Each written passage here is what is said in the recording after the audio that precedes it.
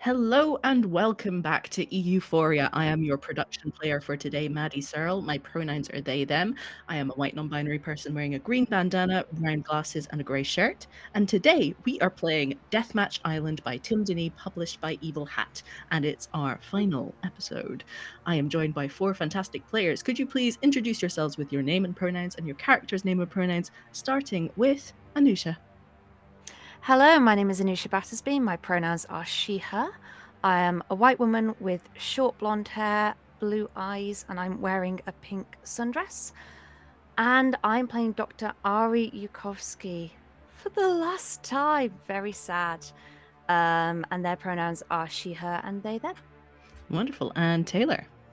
Hello, everyone. My name is Taylor Navarro. I use she, her pronouns. I am a tanned, mixed race woman with brown hair that has been tied up, glasses, black tank top, loads of necklaces. Today, I have put on a fake nose ring, and also I've painted my cheeks with like black blocks because we're in the end game, baby. I'm at war.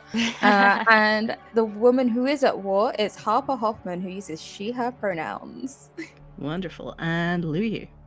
Hi, what's up? My name's Luyu Sun. I use she, her pronouns. I am an Asian American woman wearing a black blousey top, and I am inhabiting the ink-colored stained hands of Calliope Lee, who in this fourth hour, we'll see what happens to her. Beautiful. And Magnolia? Hi, my name is Magnolia Johnson. I am an African American woman with shoulder length locks, currently sweating through a black dress. My pronouns are she, her. I am playing Mabel Winter today. Another African American woman. Another African American. Pronouns are in progress. We're gonna say they, them for now. And I'm ready to defeat Happy Pride this in Month. production with the power of friendship. I'm ready to get my three best friends in the world. Harper, Harper, Dr. It's alive. Sorry. Together, and with No reason whatsoever for that laugh. Apologies. yeah, no, we're it's gonna be a bloodbath. Oh my god. And on that note, just a quick note to our viewers that we have all separately, confidentially agreed that we are okay with a PvP ending with players facing off against players, but that might not happen. We might all turn around and shake hands and give big hugs and puppies at the end, but we might not. Diplomacy. But last we left off, our players managed to defeat Sunday, the leader of the Alpha Alliance, who had holed up in a fortified outpost with her alliance. Her advisor, Nazanin, who was calling for restraint, may have survived this conflict. You also defeated Burshard, the man who had been spreading rumors about you to all the different factions and his few allies. The remnants of the Reborn were last seen drawing straws to see who would survive the battle royale. You then took the boat to Island 3, a polar island which bizarrely looks more like an English country garden at the height of summer. You split up, with Calliope and Mabel heading for the Sphere, a huge orb made of white polymer fabric. Inside, they each had visions of their past that they had forgotten or repressed. Calliope remembered a time when she sat in church and had a vision of the Sphere, and Mabel remembered her brother, who had competed in Deathmatch Island and returned, but later abandoned the family, leaving Mabel to care for their parents alone. Harper headed for the castle, looking to stock up on weaponry, and thanks to a classified map, Ari headed to the archives, looking for answers to their many questions. So, starting up, we are going to go with Harper to the castle. The castle sits on a low hill at the base of the mountains, with commanding views of the whole island, north and south. It is a towering, multi-storied slab of red brick. Many chimneys crown its slate roof. If you've seen Hampton Court, think Hampton Court, but slightly more brutalist. The exterior is almost featureless, apart from a few small windows at the very top, and the only entrance is one red door. As you are kind of crouched in the bushes nearby, you see that Nazanin emerges from the trees on the other side, which triggers the incident response team as Nazanin tries to go for the red door. A white van rockets in, and incident response team members file out wearing CBRN suits and carrying assault rifles. Nazanin tries to remonstrate with the incident response team, saying that they can't play this role anymore.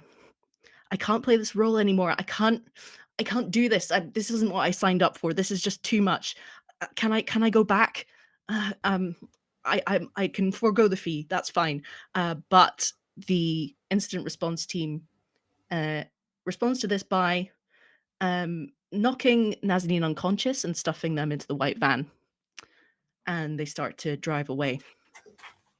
So, Harper, if you want to get into the castle, you will have to do a redacted contest versus the incident response unit.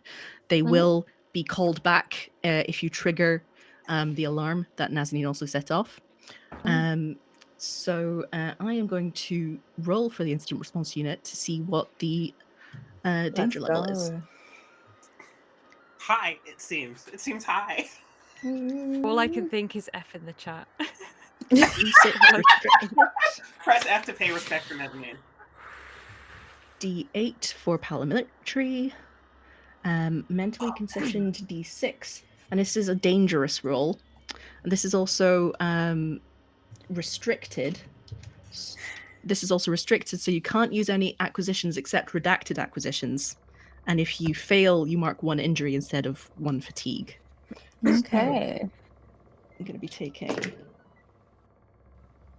the highest die is a 5, so the you just have to beat an 11 for this one. Oh my goodness, 11 is the exact number that I need to boost my name die to D10. So let's hope I win this. Okay, right. So let's go. We're going to take a D8 for Harper Hoffman's name. We're going to take a D6 because I do think that Crime Boss is going to be relevant here. We're taking another D6 for Redacted. Can I push myself and take a fatigue to give myself another die? Yes, another capability die, absolutely. Okay, I'm going to take... as much as I want to take Deathmatch, I feel like Challenge Beast is actually more appropriate here. Because I'm not going to try it. I don't have any weapons. I can't snipe the instant response unit. So I'm going to take Challenge Beast instead, which is another D8. And then I have 1 redacted acquisition. I've got a zip gun. Ooh. And I just realized I didn't get out any D4s. But that's okay, because my dice bag is here. And that is a level 2 redacted acquisition. So I get 2D4 on top of that. Beautiful. Okay, this is looking good. We've got an 8. And we've got a 4. That's 12. And the highest of the D4s is a 3. 15. 15, beautiful. Absolutely blew past that that target number. Please describe to me how you get into this castle. Well, my redacted acquisition is a zip gun. Which I'm taking to mean a zipline gun. So as the van drives away, Harper moves up to the castle and does like a sweep, seeing like the triggers and like stepping over them. And then she looks at the red door and goes, "No, it's alarmed." And she takes the zip gun and points to one of the upper windows. And she's going in through the window. Beautiful. Absolutely. You speed through the air like a flying squirrel, and you make it through the window, smashing through the glass in a very dramatic way. You've got 1 cut on your cheek that looks very cool. Sick. So you have made your way into a wood-paneled hallway that smells of cigarette smoke, and it's got plush red-orange carpet underfoot. And as you make your way through the castle, exploring the rooms, you mostly see meeting rooms with conference tables covered in folders and paperwork. The language on these folders and paperwork is unintelligible to you. You think it might be some kind of code. And you see there are mugs strewn about. One has stale black tea in it. One has a sort of crust of coffee at the bottom. And next to one of the coded documents, you can see a note that you can read. It's scribbled on the back of an envelope. It looks like someone's decoded part of the document and was writing down their work as they went. It says, due to financial considerations, the prize money for future seasons of Deathmatch Island will be a nominal fee of £10. This must not be revealed to anyone outside of production except the new winner of each upcoming season. The winner will not be released from Island 3 unless they sign a non-disclosure agreement, which bars them from discussing the prize money with anyone outside of production. So what does Harper feel about? How does Harper feel about that? Harper is so mad. Harper is raging. Like, it's not like she needed the money, but she stops and she thinks about the others, and specifically she thinks about Mabel, because in her mind Mabel is the only true threat to her win, and Mabel needs more than £10 to get out.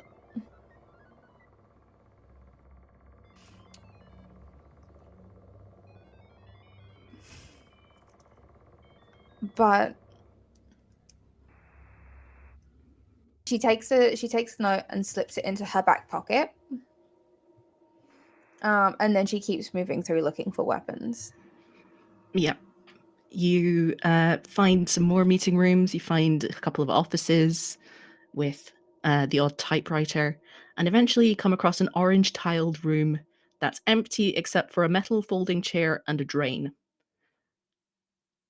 And then in a room beyond that, in a small cupboard closet, you find a chest which contains 2 redacted assault rifles, one redacted acquisition, which is, I'm going to roll for that on the table. Just give me 2 seconds. I need a pen. You find something organic in a jar. And you also get 1 special advancement. So on your character sheet, you should have special advancements that you can choose from. When you say something organic, is it plants? Okay, I have 1 injury, so I'm going to immediately heal that 1 injury. So now I have no injuries. Incredible. And you also see some keys on a key ring. And you press the key ring and you can hear a beep from outside. And if you head out into the corridor and look out a window, you can see that there is a quad bike sitting there on the grass. I would like to thank production for this gift. I don't think quad bikes beep, but they do in this world. They do in this world. I also don't. Does that make up for the £10 betrayal? Honestly, look, we've given Harper everything that she needs. She's got 2 assault rifles and a quad bike. I'm also very glad that there was a point where I was like, imagine Harper on a quad bike, and now it's happening. Like, I'm very, very contented with that. Harper akimbo with 2 assault rifles on a quad bike. She's out here doing Rambo bullshit. Here's the question, though. Will she kill everyone for the plot? Because £10 is... it's not a lot of money. See, I would turn me against production instantly. It said future seasons. It might not be this one. Yeah, you don't. There was no date on the note. You don't know if it was an old note or if it was from a more recent meeting. I think just for flavor, like in one of the like abandoned meeting rooms, I think there's like a production duffel bag. And so she takes so she grabs a duffel bag, puts the note and the organic thing in the duffel bag. Because she's like, if I die, I trust the others to search me. And then so she slings that over her, like assault rifles crisscrossed on her back, keys to the quad bike. She's riding to the showdown. Can I ask a question about the duffel bag? Does it have like a logo on it? Is there like a production? Like, is this monogrammed?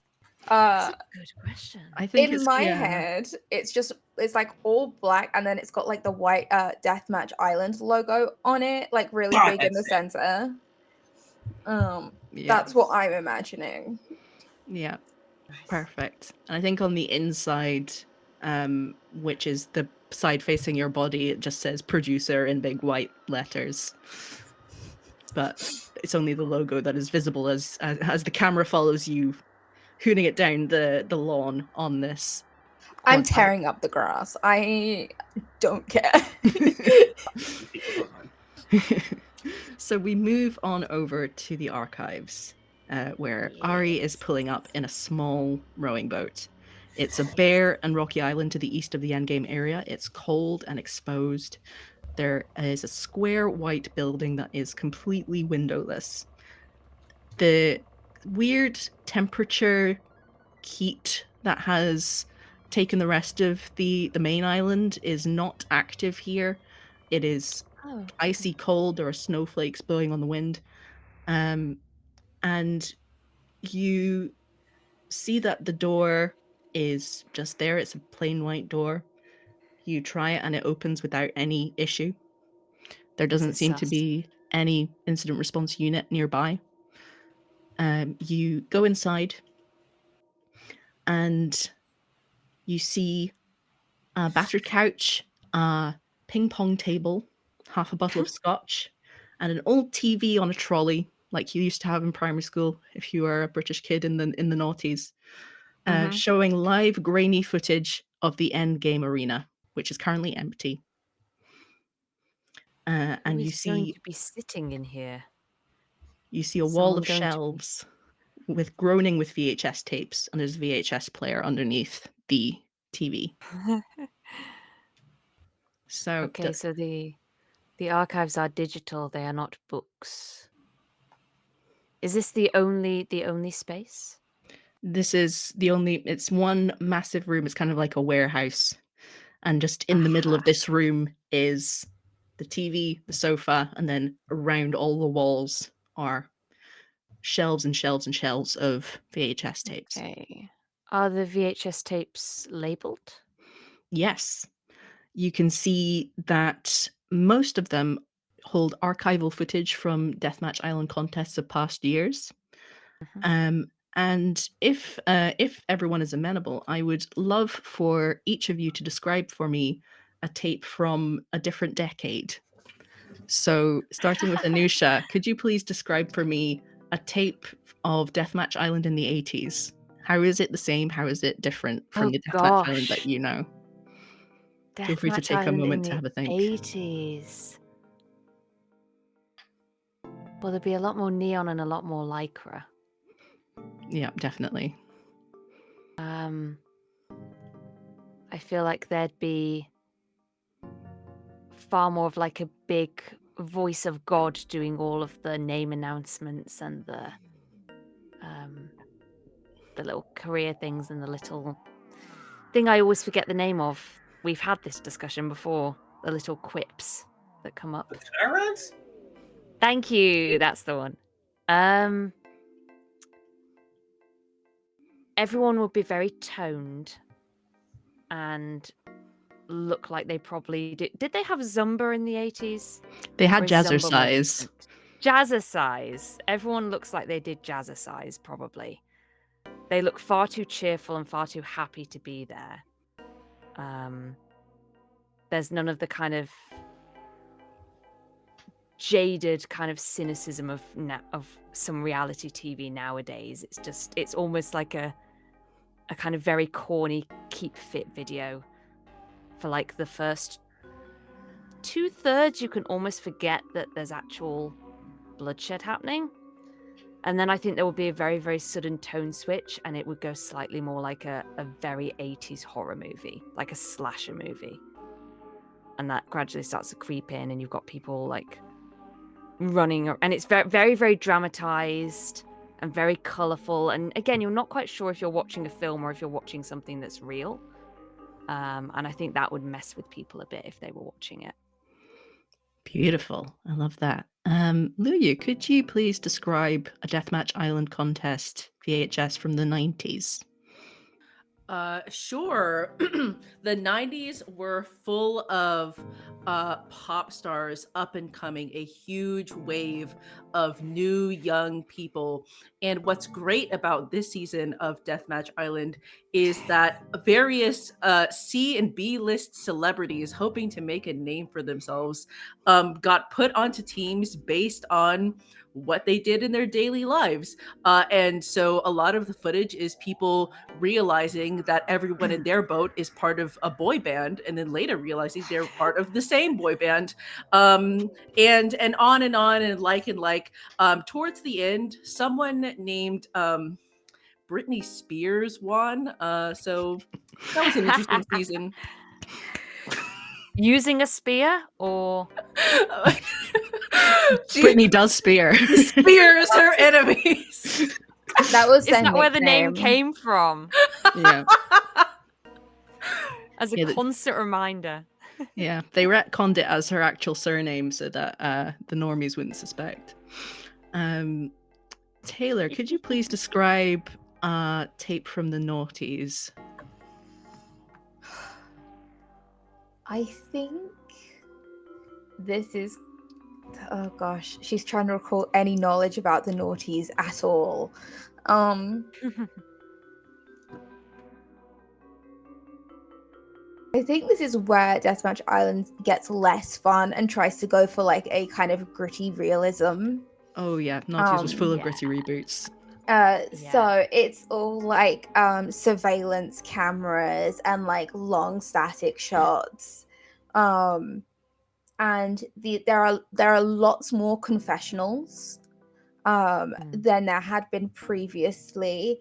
And I think there's even like a clip that's not supposed to be in there of production, like literally grabbing someone as they finish a challenge and shoving them into, like, it just looks like a gazebo from the outside. And everything makes sense. So it's in like this big city kind of scape place, and there's no moving between islands. It is all like in this one large location that they seem to have locked down. Nice. It's very 28 Days Later. I like it.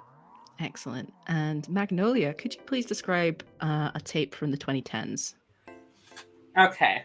I don't stop me if it gets a little too weirdly political. However, I have very weird memories of the 2010s. It's gonna get okay. And it's sort of like in a way that, much like the Obama administration's response to the Bush administration, it's all surveillance footage in much the same way it was in the aughts or in the noughties. But the surveillance footage is much like better. It's much more surreptitious. There's almost camera work with it. They're getting away with it much better. And this one being from like the late like 2010s, like we'll say like 2017, 2018. It's like there's a strange dissonance in that there's very much that what I would call like kind of corporate woke from the 2010s, where it's like, yes, they do the pronoun circle at the start of Deathmatch Island. Like you do have like name, she, her, like shit like that. They are, however, still brutally murdering each other. And it's just that kind of, it's various amounts of weird, like trying to, like it's, everything's renewable on this one. Like they try to use cruelty-free products for their cruelty, and you're just like, what are, and it's I don't know, something cruelty-free quinoa, but like a kid somewhere on like in the global south farming. It's all of that. It's all, they're making statements, but the statements are lost in the context. yes, exactly. They're making statements, and the statements are all just deeply and profoundly hypocritical because this is a thing based purely off human suffering. So It's just that for Woo! like, however. Let's go. Feels weird going woo, but at the same time, woo. Yeah, woo! Pertinent political commentary. Sorry. No, it's great. Ari, as a response to this, your mechanically, your redacted die increases by 1 size. Oh shit. Oh damn. Okay. Let's go. And so that is now D8. Nice. Okay. And you come across the last kind of bank of VHS tapes. The rest of the tapes are audition footage.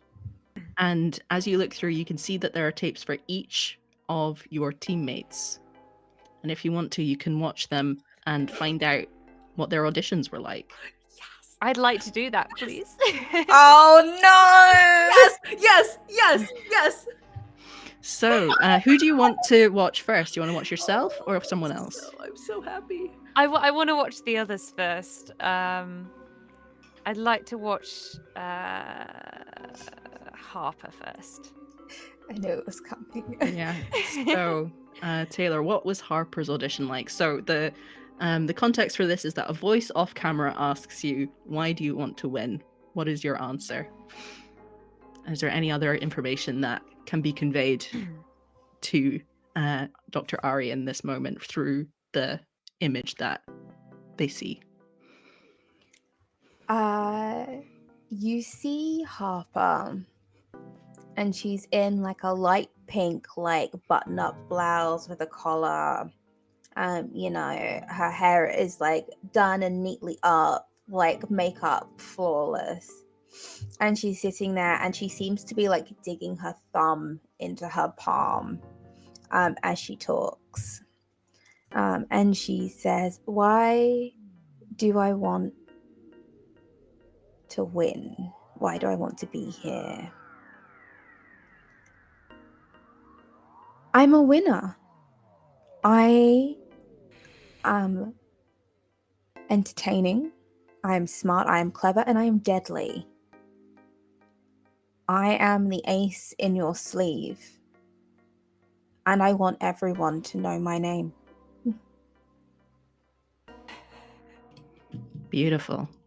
All right, Ari, who do you whose audition do you look at next? Calliope. That shit was so beautiful.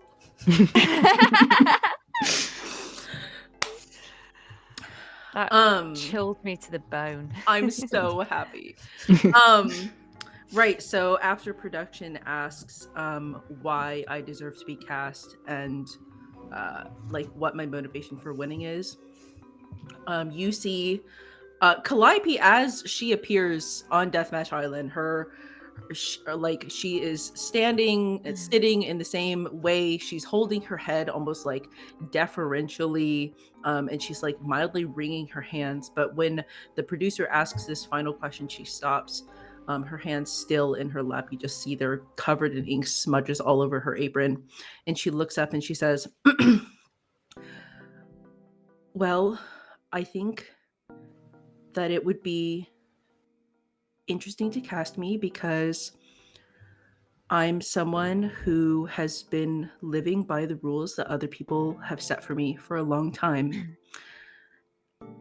My entire life is a composite of what's acceptable to others, and I would like to see what happens when I'm not that anymore."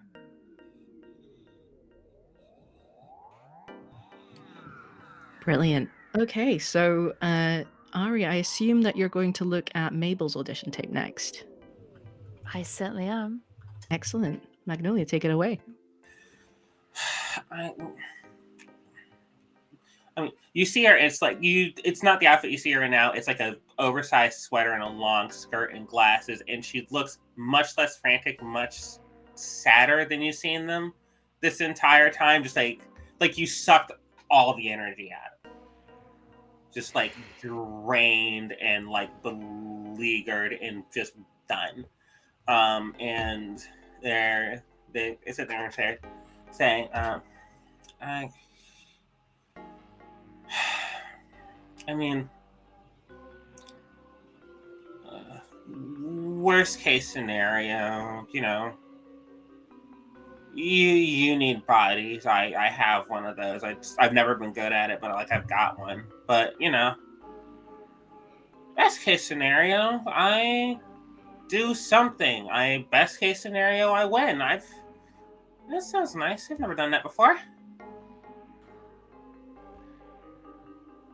And that's the clip. Bro! Yeah. Mabel. Oh, It's I have no words. I'm just sad. That so tracks though, but also Right in the heart. Mate, Oh my god. Not a. I don't listen. They're not a happy person. This isn't going well. I don't know what to tell you. Actually, relatively speaking, expectations aside, this is actually going pretty well for them. This could be going so much worse. Ari now has the singular thought of, I'm going to get this person out of here. Oh my god!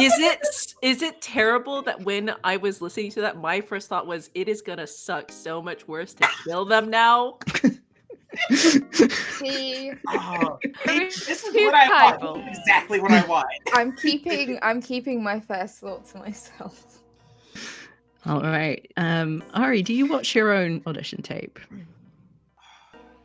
I think she does. Okay. She does.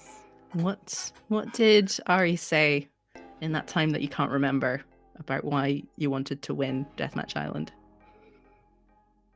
So, is that exactly the question she was asked? Was why do you want to win? Yeah. Is it one person filming and asking the question?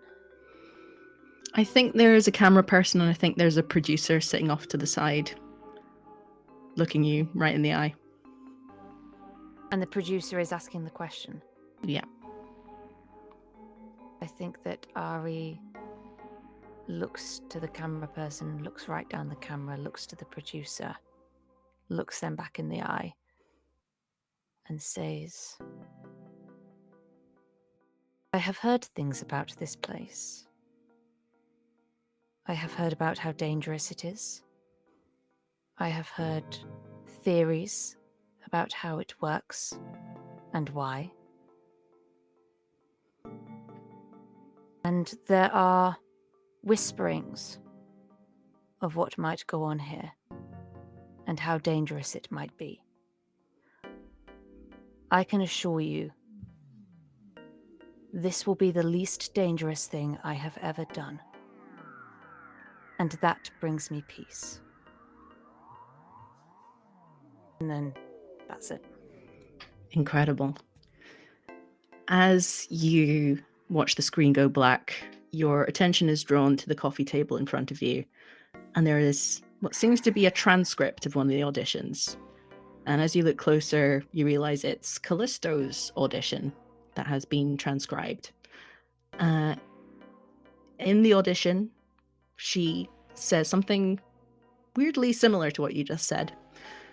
She says that she's heard rumors that the islands have special powers and that she wants her illness to be healed by the islands. And at the end of the printed transcript, someone has written a note. Administer the experimental serum to competitor Callisto during the recruitment process before the memory wipe. Tests show it is effective in treating conditions like hers. Could introduce an interesting cult-like dynamic into this season. So if you remember right back at the beginning, she was saying that she had been healed by the islands.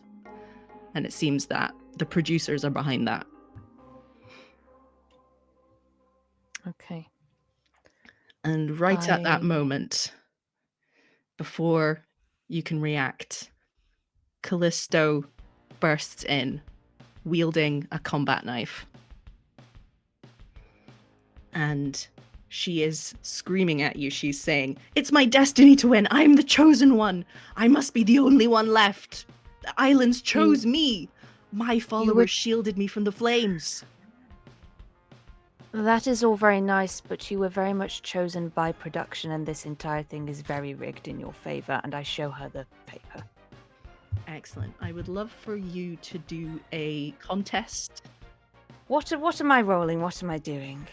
So first of all, I need to assemble Callisto's pool, which is a D6 for telemarketer.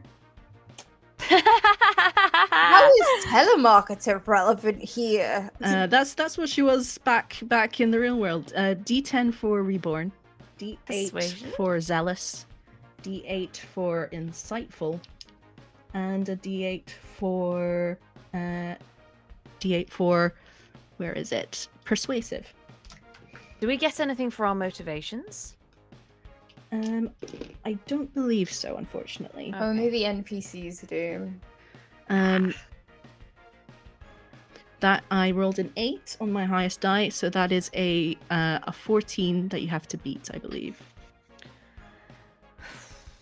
Okay. So you can either overpower her or persuade her, as I assume you were trying to do by showing her the transcript. Yeah, I'm trying to persuade her, so that would be, I'm guessing, social game. Yeah. Right. Let's find the notes. I have 0 fatigue and 2 injuries. Okay. Nuclear engineer, calm under pressure. So I'm going to use that. D8 on my name. D6 for social. It's not really. There isn't really anything else I can add in terms of what the thing is. I think it's just going to have to be social, but I'm going to burn a fatigue. Okay. I would accept. No. Okay. Cool. D8. 1 fatigue burned.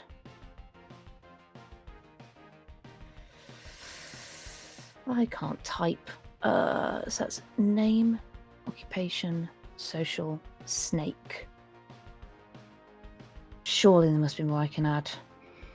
Do you have any advantages from your flashbacks? Do you have... I've got 2 flashbacks to use as an advantage. Or acquisitions. Or acquisitions. I have a classified map, a cryptographic code book, a jar of lichen, and plants. I have not acquired any more weapons that I can think of. I was going to take the scotch, but I hadn't got round to that yet. Name, occupation, snake, and social.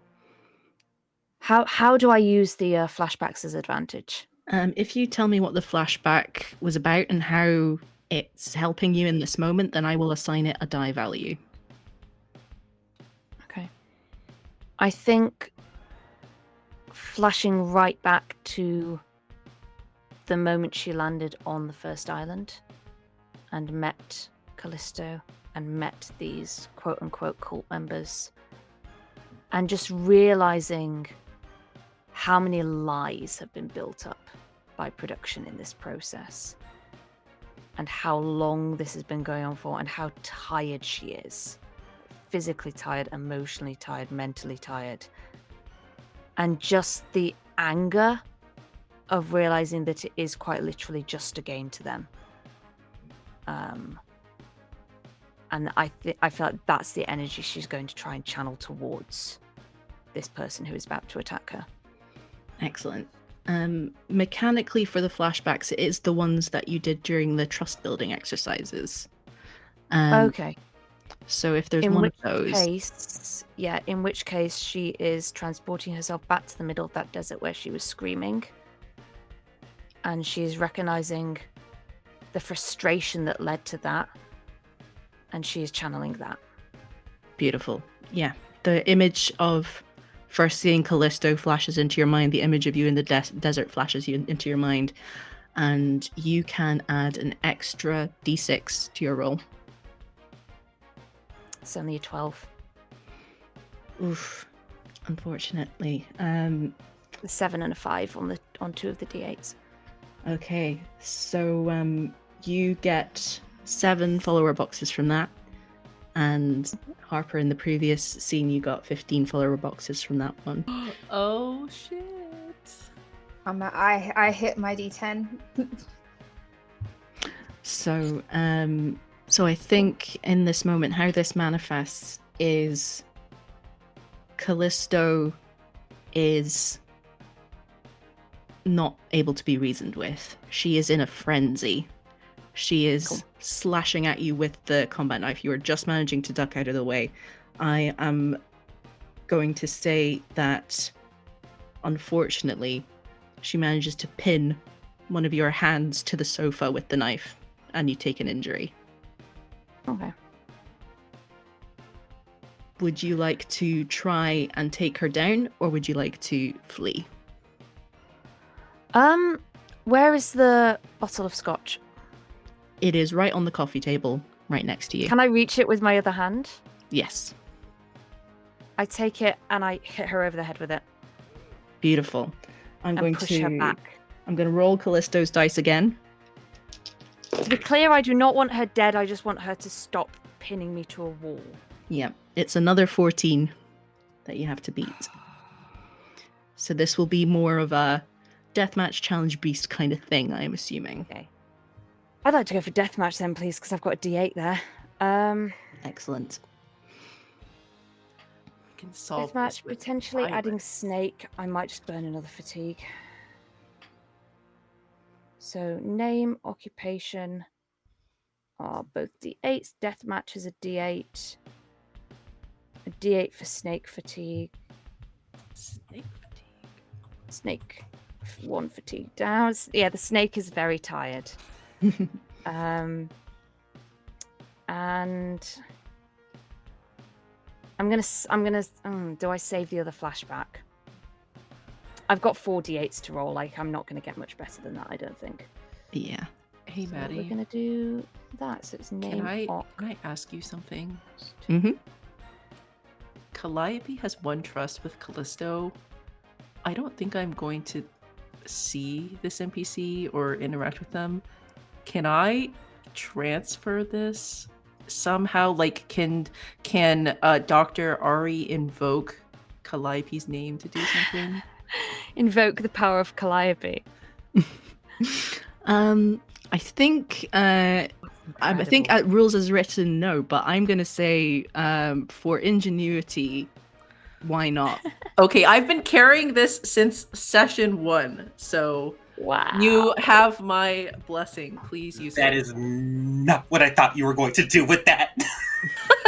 Thank you so much. You were fully about to ask if Callisto could use 1 trust. You know what it is? It's the no one else can bully my sibling but me. I want Dr. Ari to live because we have to kill them Exactly. ourselves. There only 2 people get to kill Ari and Mabel, and that's hard for Callisto. What am I adding? A copy of Calliope's name die, I believe. So would that be a D8? That is a D8, please. Excellent. Amazing. Thank you so much. That is 5 D8s. So yeah, we'll say as you are swinging with the Scotch bottle, you're like, Calliope wouldn't approve of this, or something along those lines. I will let you riff I'm on going that. to be gutted that I didn't get to drink the scotch, but needs must. 1, 2, 3, 4, 5. I'm going to ignore that D4. I don't know why you're there. Roll.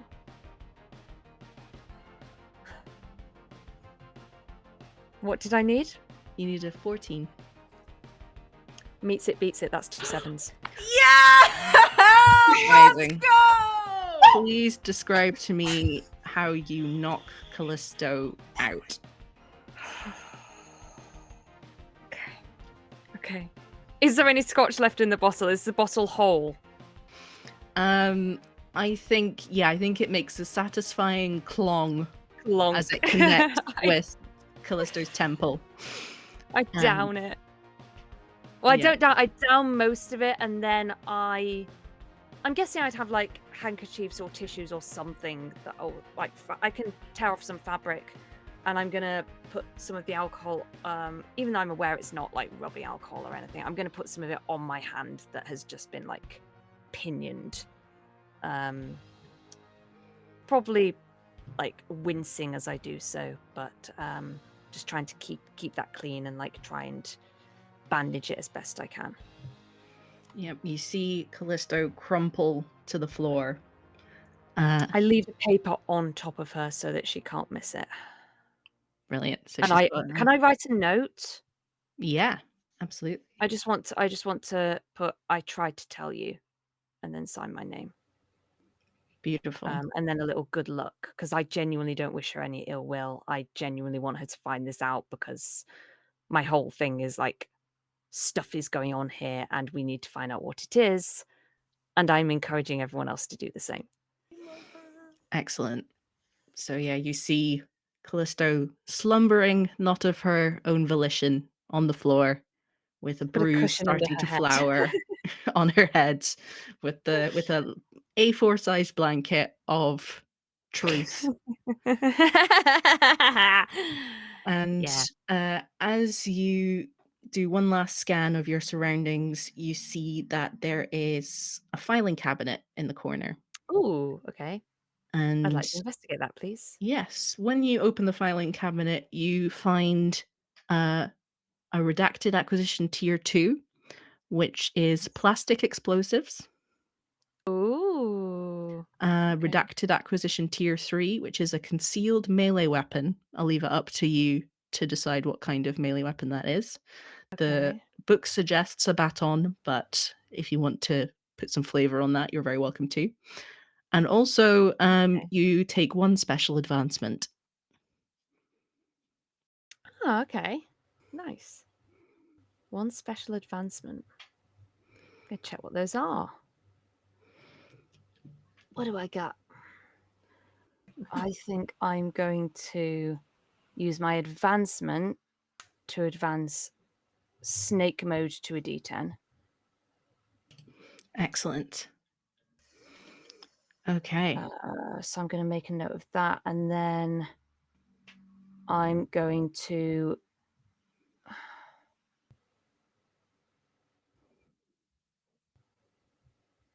increase my redacted capability die to a D10.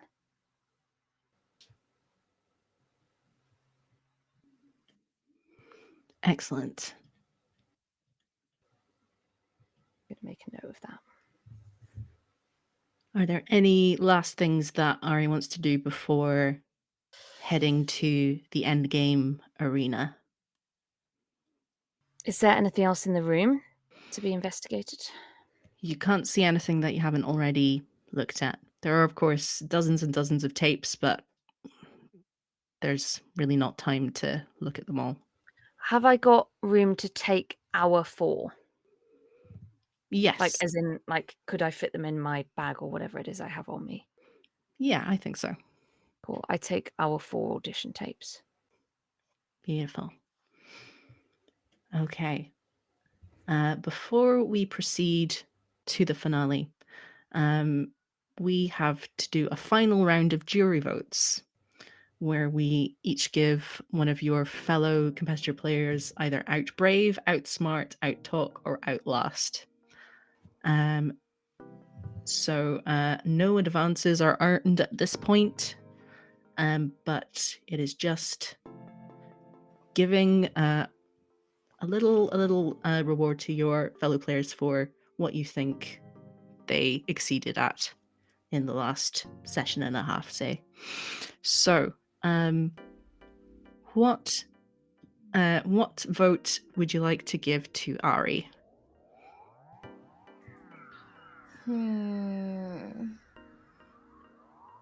Did the jury votes previously give advancements? No, I think I'm not sure. I've just written that down in my notes, and I'm not sure why. I didn't do any. For Yeah, same. Ari, I would say outsmart.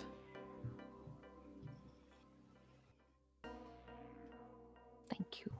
I'm gonna go really controversial. I'm gonna say outlast, but in terms of like your beliefs have outlasted like everything that you've been put through. Like you have been unwavering in your quest for the redacted ending. And so that's why I'm saying outlast. And Magnolia, what do you want to give to Ari? I think honestly, I'm going to say outbrave, if for no other reason than I think it's sort of the level of sort of genuine, like if not personal, like ideological commitment here is it's. I think honestly, at a certain point, it is going against your not best interest necessarily, but like, what's the word I'm looking for? Basic self-preservation instincts to like sort of keep poking this bear, in the way Dr. Yurkowski is doing it, and she has been poking relentlessly. She has not let up this entire fucking time, and I credit where credit is due. It's ballsy. Excellent. Can I reveal the motivation I gave at the beginning? Go for it. Conspiracy. Let's go. So it fits. Excellent. For Mabel, what are we awarding Mabel in this last jury vote? I think Outlast. It's got to be Outlast. Like every time you're knocked down, you might not get straight back up again, but you eventually do, and you just keep going. Like they just keep going. Like for someone who came into this contest saying, I know that you need bodies, and if all else fails, I will provide like another form, like to be like I will be basically cannon fodder is what they were saying. For someone who came in saying that, they have been so resilient and so determined to survive, and it's been incredible to watch. For that reason, I'm going to say Outbrave, actually, for almost the exact same reason, because being relentless in the face of death is incredibly brave. Beautiful. And is that all the ones for Mabel? Excellent. So for Calliope, what do people want to award? I think Outtalk. I'm wavering between Outtalk and Outsmart, but I think so much of the smart moves that Calliope has pulled throughout this are coming from the talking, are coming from getting people to trust her, and then immediately internally going, here's how I stab them in the back. But in order to do that, they have to trust you first, and the way in which you've been gaining trust has been through conversation predominantly, and through motivation as well. Like thinking back to like the very first episode when you were giving motivational talks, like that's just been the pattern throughout. Whether it's like damning people through speech or praising them, like that's where the main power has been for her, I think. Excellent. I'm also going to say Outtalk for all of the reasons Anisha said, but also specifically for doing that to Mabel last game.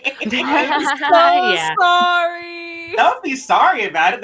Don't be. It was brilliant. If you're sorry about it. Luyu is sorry. I'm just not sorry. Stick to your guns.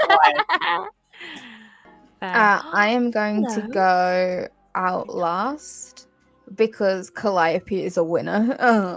And I will not be taking questions at this time. Fun fact, I have 2 Outlasts and they're both from you.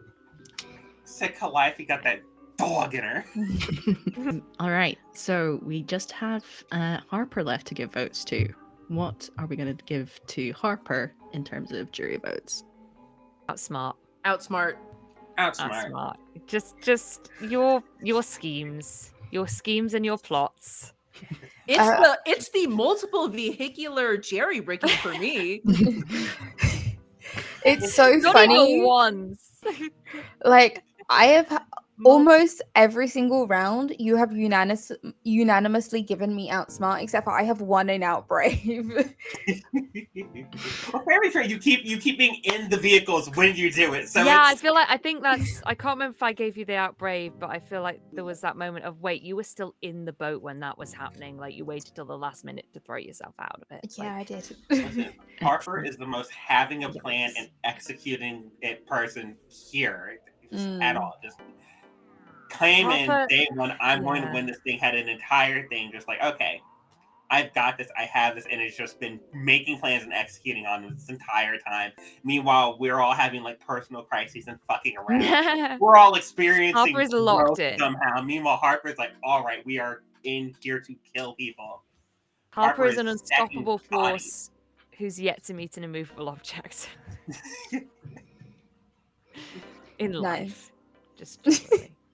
Pretty much. Okay. Following the force away, she don't stop, she just keep going.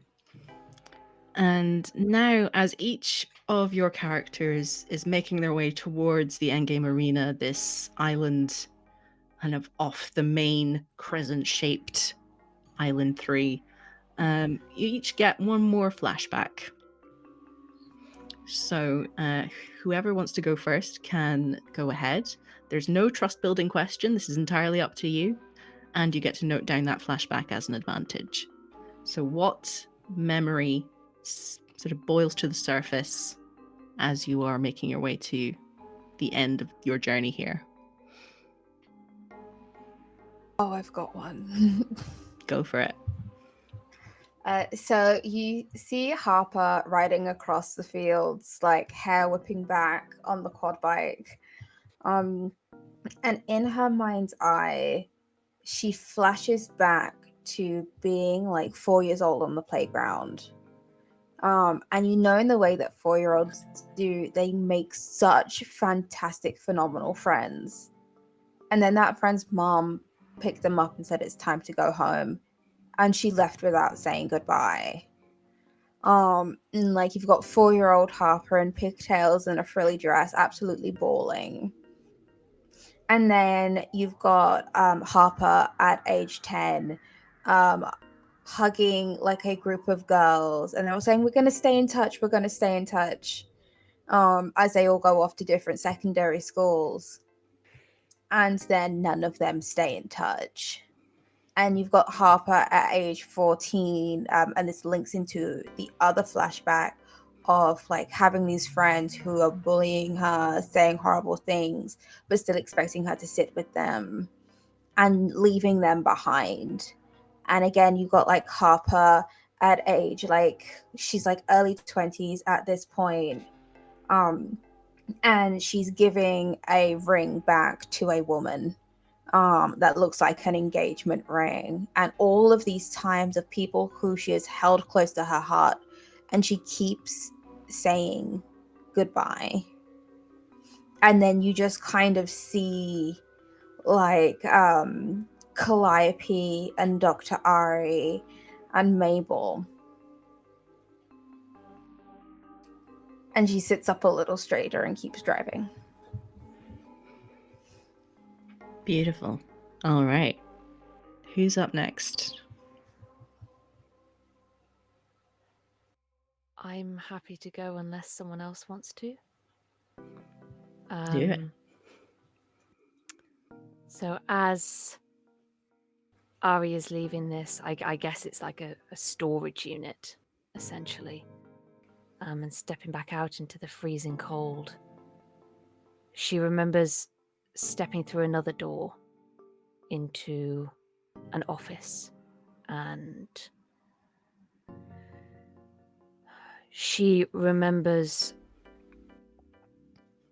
volunteering to come into Deathmatch Island on behalf of her team, her former team, her supervisor, because they suspected there was something going on that should not be, that could be extremely dangerous, not just within the context of the islands, but potentially for the rest of the world.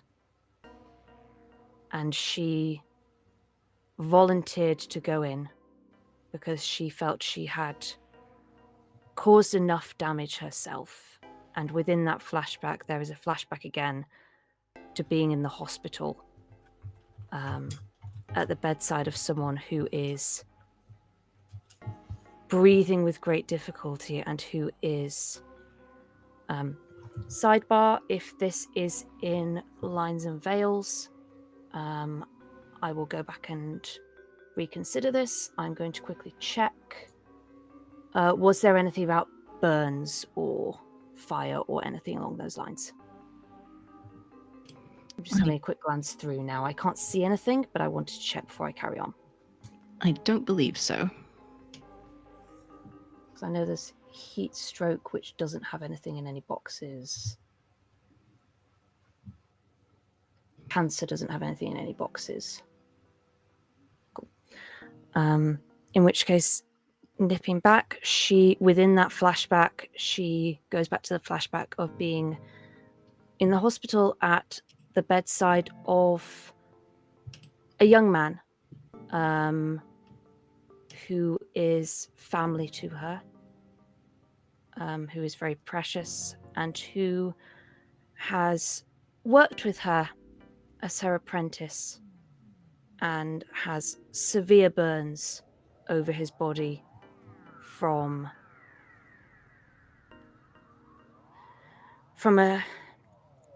an accident at a testing site that she was meant to be overseeing. And she has not forgiven herself for that. Within that flashback, they're kind of all colliding up, tumbling over each other. You see her in the middle of the desert, maybe begin to realize where that is, screaming. And then we cut back to the office and she says, I will do it. Because I think I owe you one. And I know it is either that or leave with my head bowed, and I refuse to do that. I will go out with my head held high, and I will go out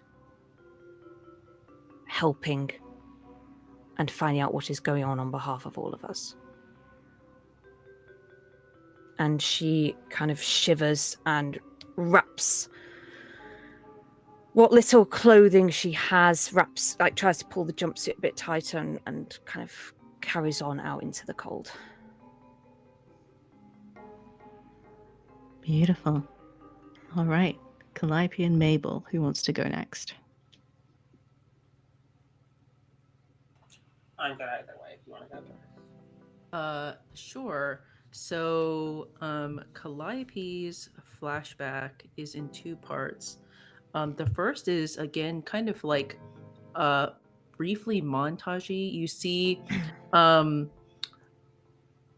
conversations. It's like where the dinner table is the only thing that's present in all the frames, but and around it it's like people are moving, like blurring about in like a fast motion. You see like growing up this girl and a conversation where there is a sheet of paper on the table. It says 38%. There's like red marks all over the page. And you hear Calliope say, 妈妈，对不起，对不起，我错了，我错了，我抱歉，抱歉，很抱歉，然后我会做得更好，说你爱我，说。And she's pleading in Chinese, like, I'm so sorry, I will do better. Please say you love me. And her mother looks at her with like a sad and disappointed expression. And that part ends. And later you see a Calliope maybe just a year or two younger than she is now. And she is sitting on a bench, and someone is standing in front of her, like in a park somewhere. And it seems like some sort of like goodbye conversation. And the person says, please, just if you love me, just say you love me. And she says, I don't know what that means. And that's it.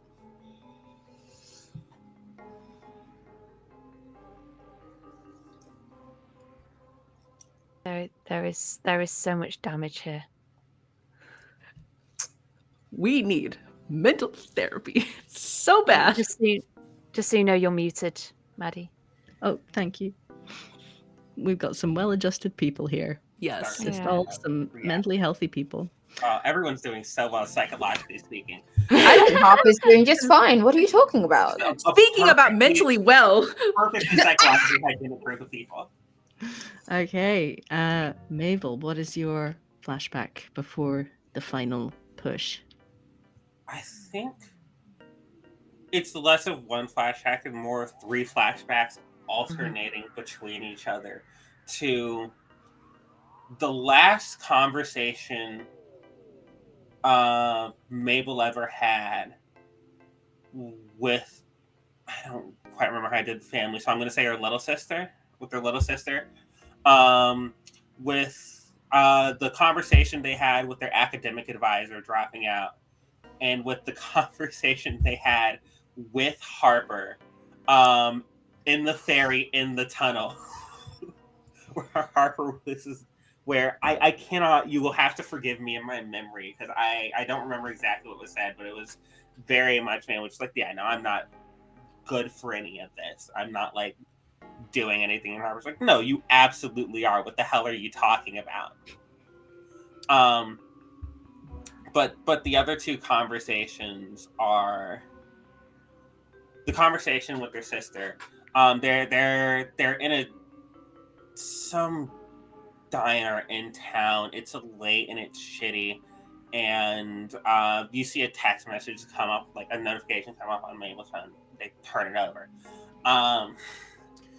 and their sister looks at them and she's like, you don't have to stay, right? You don't have to, like, you can go. I'm sure you can remember. There's not the bridges, like you haven't burned any bridges. Like you don't have to keep dealing with them. You did that enough. You did that enough for me. You can just go. You don't owe them any. They aren't even helping you. Why can't you just go? Why are you, I love you, but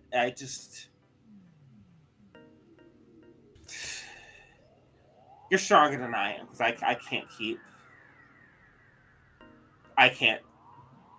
can't take any more of them. And, well, I guess if you can, then, when they kick it, give me a call, I guess. But I love you, and I guess this is goodbye. And then it goes to the conversation with the guidance counselor, sort of not quite along the same lines, but of their, like, the guidance counselor, he like calls Mabel to the other side of his desk. I'm like, I mean, look at your grades. You're a great. Like, it's not. This is you're not like it's. You've made dean's list every semester you've been here. You're doing fine. I don't see why you would. Is there anyone else who can take care of them? Are you? I hate to see something about the future of this, And then it cuts to the conversation we've already seen of Harper and Mabel. And then it cuts to now, I guess. Beautiful. Okay. What's up? Sorry, please, can I add one more quick flash of a memory into my flashback? Oh, speaking of flashes, is that all good? I was trying to mute myself when I turned off my video. Carry on. I just like interspersed with all that to have an image of a younger version of the young man who was in the hospital bed, who is Dr. Ari Yukowski's younger brother, as a child, and her as a teenager, going mushroom picking in the local woods and laughing and learning about all the different plants. And as she has that particular memory, she looks down at all of the tattoos that she got for him to try and remember that time. And that's what gets her to keep walking. Excellent. Okay. Now, I have a belated gift for all of you, because I have realized that I failed to give you advancements after Island 1 and Island 2 around the jury vote phase. So you may take two normal advancements each. As our competitor players ponder their new advancements, we're going to take a short break, and we'll be right back.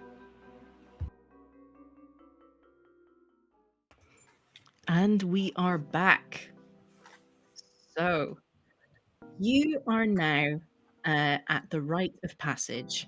You have found a doorway into the endgame arena on your own. There are several doors all around this massive arena. You have come up to one by yourself and have passed through, and you can see ahead of you a corridor. And all along this corridor are framed portraits of past finalists, each lit by a single downlight. And a small plaque gives their name, their nickname, their occupation, and their legacy in the game. And so you keep going down. I think Mabel may recognize one of the portraits. And as you reach the end, you see your own portrait. Now, I would like each of you to look at your jury votes and see which are your two highest.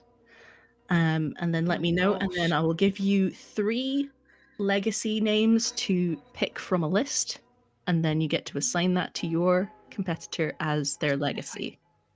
I don't know if I kept record. Mine are outbrave and outsmart. Beautiful. You can choose Guardian, Commando, or Fixer. I choose Commando. Yeah. Without a doubt. Basing everything. Tracks. My 2 highest are Outtalk and Outlast. You have Hopebringer, Grifter, or Survivor. Hopebringer is so funny because that's not Callisto, but let's go! All right, Calliope, Hopebringer. To the end, just lying to everyone. All right. Mabel's 2 highest are Outbrave and Outlast. Like one's much higher than the other. Yeah. Okay. You've got Conqueror, Warrior, and Champion to choose from. Oh, that's diabolical.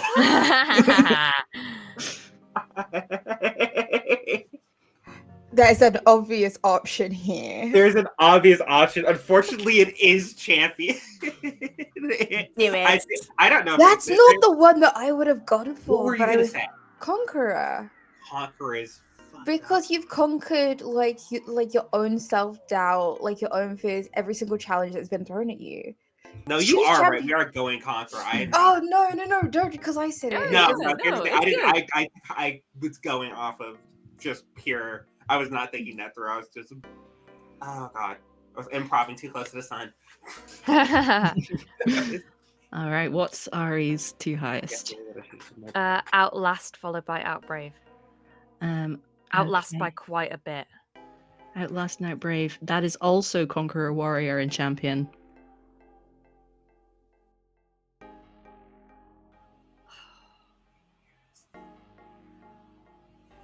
Oh, that's diabolical. In my mind, it's Warrior because she is taking up the sword and shield for someone who is not her and fighting her. But that's what a champion is. That's true. I was gonna go for Conqueror.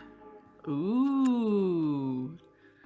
Here's the thing. I think a real champion beats production. I think a real champion beats the system. There's something kind of twisted. I don't know, because people talk about conquering death, and I think there's something in that with Ari. Sure. Oh boy. Okay. The Conqueror, I think. So you see your portrait. Please could you reel off your name, nickname, occupation, and legacy for us, just so that we have it on record. Whoever wants to go first can go first. Okay. Harper Hoffman. Crime boss. Nickname Supernova. Legacy. Oh my god, I've literally just forgotten what it was. Commando. Legacy Commando. Brilliant. I'll go next. Calliope Lee, elementary school teacher, youth pastor. A hands-on educator. Legacy, hope bringer. Dr. Aryakovsky. Occupation, nuclear engineer. Brackets former. Nickname, The Bloom. Legacy conqueror. Beautiful. Okay. In the diegesis of this, are they like entering their names into this? You have seen it entered for you. Understandable. Okay. In that case, it is just going. It's going Mabel Winter. Occupation caretaker / amateur survivalist. I don't even think it says survivalist. I guess it says amateur survivor. Nickname Lazarus. And legacy conqueror. Beautiful. Okay. Now we come to the standoff. At the end of the hallway is another orange door. And at this point, you each, as a player, have an individual decision to make whether you are intending to play to win or to break the game. So, as we are doing this in a visual medium, I would like for all of us to close our eyes. And if you want to play to win, raise a fist. And if you want to break the game, raise your open palm. And so, if your eyes are closed, please raise your hand in whatever configuration you want. And then when I say 3, 2, 1, open your eyes. 3, 2, 1. We knew this. We knew this. Yeah, The homies. What Let's do get it. What do we do in that? What do we do in a tie? So that means we go into the standard endgame. You can only break the game if everyone agrees. It means And the Ari and ones David that teaming up. Yeah, and the ones that chose to play to win get a D10 advantage die. Thank you. So that is Harper and Calliope. Wow. So I'd like to add that while making that decision, Ari consulted her mood ring, which got broken at some point, both in real life and in game. I need to fix it. But she still holds it and looks at it, and it is a very deep, very beautiful bluey purple. And even though she doesn't know what that means, it makes her smile a little bit. Hey, Maddie. Mm-hmm. I have a question. Yes. Do the other contestants know how we voted? No. This is entirely a personal decision. So it's going to be an ambush. Oh, God. All right. So as you enter into the arena, it is a maze of open-top concrete walls containing dozens of miniature recreations of all the locations from the 3 Deathmatch Islands so far, as well as many you didn't visit. You can see a radio mast, you can see a volcano, you can see a reactor facility. Then you also see ones that are more incongruous. You can see Big Ben, you can see a pyramid, you can see a triceratops.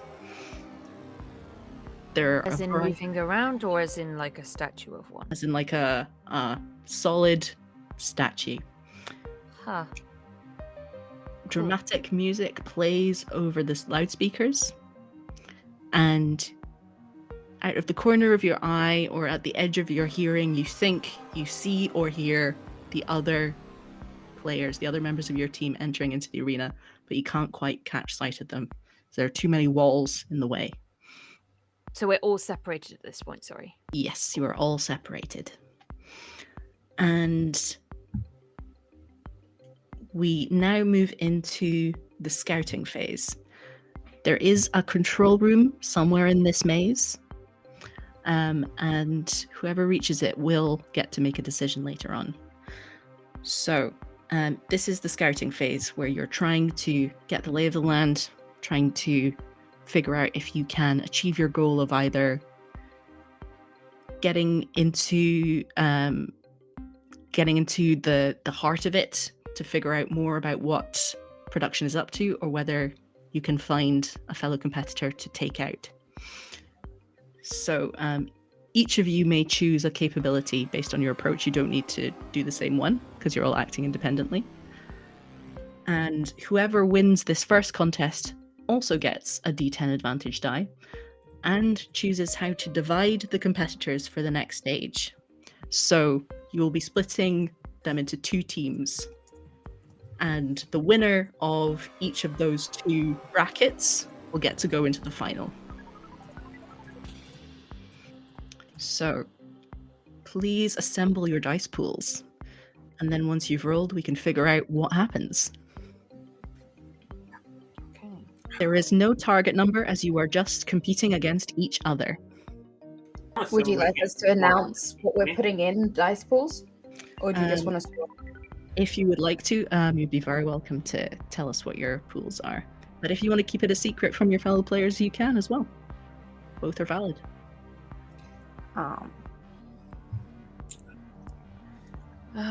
Right. So there's no specific capability die that we are basing this on.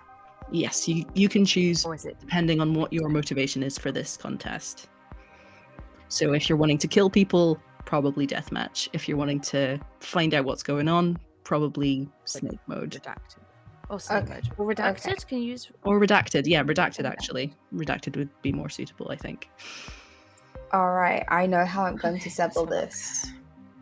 Okay, so I'm taking a D10 for Harper Hoffman's name, a D8 for being crime boss.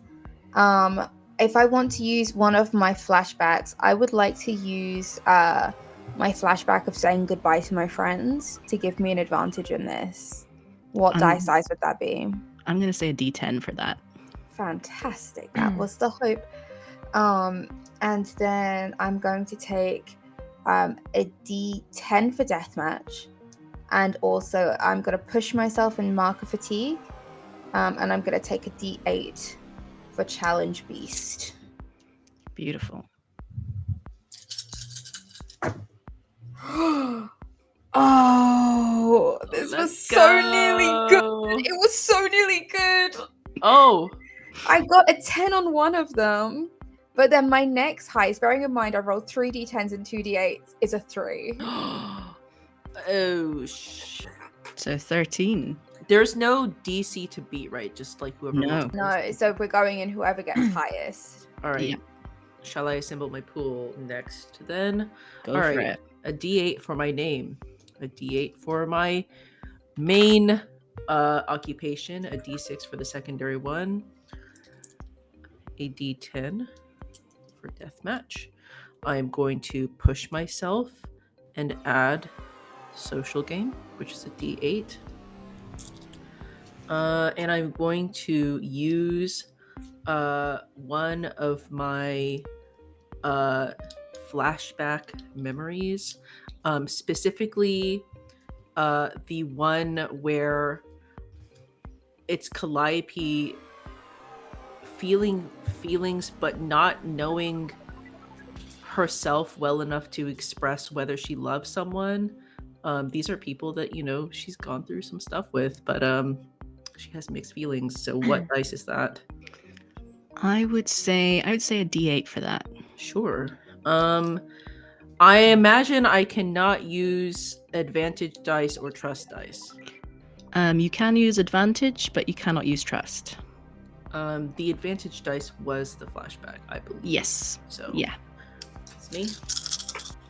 Oh, I'm fucking scared. 2 highest. 8 and a 7.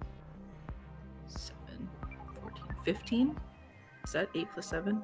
Yes, that's right. Yeah. Okay. 15. Okay. D8 for name dice.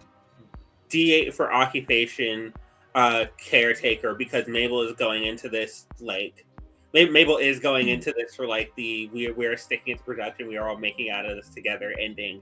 So they're very much going. I think kind of looking out for people, definitely in a practical sense, looking out for. All right, but it is. I don't know. There's a mentality there of like, okay, I have to make sure I know where everyone is, and like have an eye on everybody. They do not know that it's going to help them end up killing at least 2 of these people. Challenge Beast pushing for social game along the same logic as Caretaker. And so that's D8, D8, D10 for Challenge Beast, D8 for social game, and a D6 for Survivalist, because this is objectively a survival scenario. And then I want to throw the flashback in of.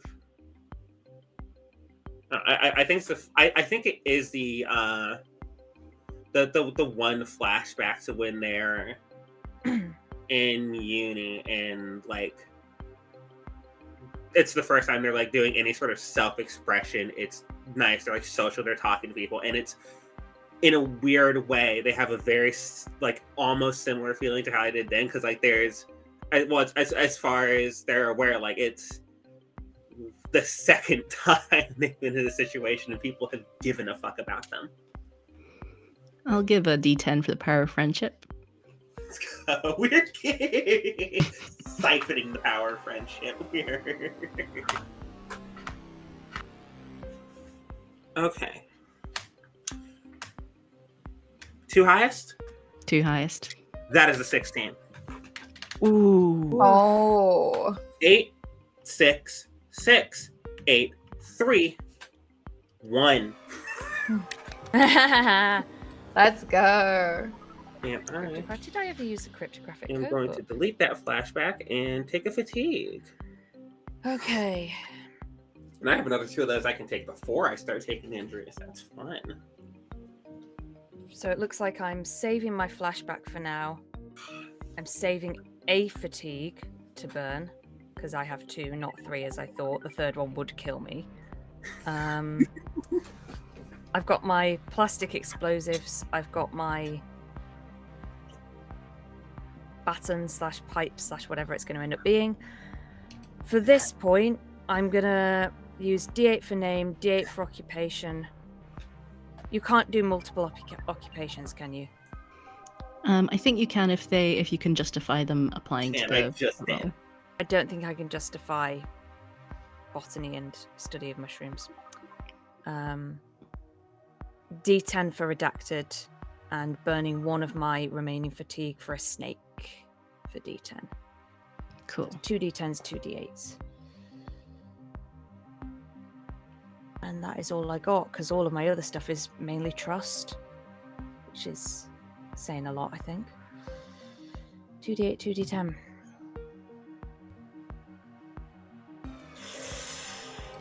It could have been worse, but it could have been so much better. It's a 14. 14. I got 2 7s on the 2d10s. Okay. So, just give me a moment while I check something very quickly. This is always the pattern, by the way, is that one of us rolls good on like the scouting thing, and then later when it comes to deathmatch, Taylor pummels us into the earth. yeah. Waiting for the hammer to drop. I'm What did sorry. you roll? Don't apologize. Don't be sorry. I'm thrilled. What was Calliope's roll first? Have you rolled yet? I did roll. I got a 7 plus 8. So Harper goes 15. first with a 13, then Ari with a 14, Calliope with a 15, and Mabel with a 16. Wow. Yeah, maybe we can roll on these next 2. Consecutive. Amazing. Mm. I really hope Mabel survives this. I don't know if I do.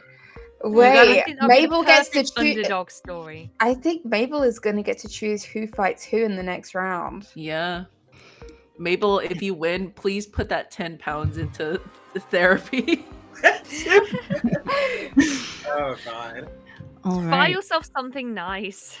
With 10 pounds, Mabel's going to buy like buy like a Centra like egg and cheese sandwich and like go out of pocket another 60 cents to like get the bag of chips with it. It's Beautiful. Okay. So, Mabel, you reach the control room at the heart of this maze. From here, you can open and close a set of hidden doors, herding the competitors, including yourself, into groups for the next confrontation. So, who are you going to be pitting against each other in this next part of the deathmatch? Is it just PCs or any? Just PCs. There are no NPCs left. Damn. Yeah, I think I knocked the last one out. Oh yeah, because there's no way this ends with a 2v2. What I was going to ask is, I guess rules wise for like the 2v1, whoever's going against each other, they're forced to fight it out. I think it depends on the motivations of the individual people. Okay, good, because I'm fucking conniving now. Yeah. I'm doing snake mode in real life. Because if the backstabbers are killed, there is a chance that you could do the redacted ending. Yeah, no, we're snake moding in real life. It is sure. It is Calliope and Harper in one room, and Mabel's going to go say hi to Dr. Urkas. Let's go. Oh my god. This feels unethical. I feel a little bad about this, but also why have ethics? It's Deathmatch Island. Let's fucking go. Okay, we're. Oh my god, if those two turn against each other as well. Okay. That would be. They are. Okay, yeah, no, absolutely. Let's get it. Are we gonna have two teams? So yeah, I think so. Let's see. It is time for the scramble. The best competitor from each group survives and goes through to the finale, unless other things happen. You never know. So please assemble your dice pools for the scramble. This is ostensibly Harper v Calliope and Ari v/with Mabel. Alright. So how are we doing it as a versus if we're a team? Yeah, I think this is just a conversation. How are we doing this? Role play. Surely it should be like one of Ari or Mabel versus one of Harper or Calliope, right? Is that what we're doing? Well, you're trapped at the moment. You're trapped in the... But Mabel does have control of the control room, so we'll resolve this contest and we'll see where we go after that. Cool. Okay. Oh, D10 for Harper, D8 for Crime Boss, D8 for... Do we get to choose, or is it the same as before where somebody else dictates the skill? You get to choose. Okay, D10 for Deathmatch, marking 1 fatigue, D8 for Challenge Beast. I would like to use the flashback of when I was asked if I had any enemies, and I said no, everyone is my competitor. All right. I think that's a D10 again. Fantastic.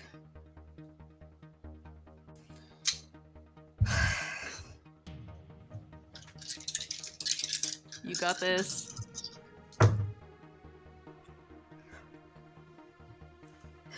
I also have 2 redacted assault rifles. How many D4 do they give me? Let's go. Depending on what tier they are, that's the number of D4s that they... You didn't give me a tier when you gave me the assault rifles. Oh, apologies. I have it written down. I can check for you. I did not do a tier. I think... Oh, let's just say tier 2. Okay. Fuck my shit up. And it's just the highest one? Just the highest D4, yep. 2 highest of the rest and 1 highest D4. That is a total of 18. Ooh. Let's go. Incredible. Who's up next? I gotta say, I think mathematically your girl is not beating an 18 unless I roll max. But let's see. Okay. It's a D8 for my name. A D8 for occupation 1, D6 for occupation 2. Deathmatch. I'm going to use a fatigue and burn and take social. I'm not sure how helpful it would be to invoke that, but I will think Calliope will think back on all of these times where she's like skated the thin edge of the law, but not dipped to the other side of it. And this is the first time that she's sanctioned to like fully let herself be free. I will take that. What dice do I add to the pool? I'm going to say, I think for the way that you've described it, I'm going to say D10. Okay. I will use. I'm hesitant to use this acquisition because my hope is if/when Harper kills me, that she can use it. So I'm actually going to hold off. I'm not going to use it. So petty. I'm not gonna add a single D4 to my fucking roll. Okay. Let's go. It's in the hands of God. Oh my Oh god. my god. However, God is happy with me, but I don't know if this is high enough. It's a 9 plus 8. That's it. 17. 17. Maybe you rolled I an got You rolled got- a. 18. You got It's one what? short. A 16 or an 18? No, I rolled an 18. 18. Okay. I'm pleased with this. Okay. Perf. Yeah. Let's go, bro. Does that automatically mean that Harper kills Calliope? Is that what's happening here? Get it? Yeah. Just so I know what the stakes are of what I'm rolling. Yeah. for. Oh, yeah. I'm eating shit right now. Can we do our scene before these two schemy Sure. friends yeah. do theirs? For sure. Okay, so there is a procedure for the second best in the scramble. So first of all, Calliope, how do you seize initiative, and what makes you think you're about to win this? Well, hold on. Let's not be presumptive here. Calliope doesn't think that she's going to win this. But it's the feeling, it's like a surfer looking at a tsunami, knowing that they're gonna die, but that they're gonna fucking ride it out as long as they can. Calliope, no weapon, just hands, sees 2 assault rifles loaded up, just like Glocks on Glocks. And I think realistically, she knows this is her end, but Harper deserves the best. Harper deserves the fight that she craves, and Calliope needs the same. And so all she does when she sees that it's Harper is she smiles, gives a short little bow, and she says, "I'm glad it was you." Harper looks at Calliope and like nods in return and is like, "I'm sorry." Don't be. Okay, so you are giving it your all, even though you know that you're probably going to lose. What is the mistake that you make that gives Harper the opening to take you down?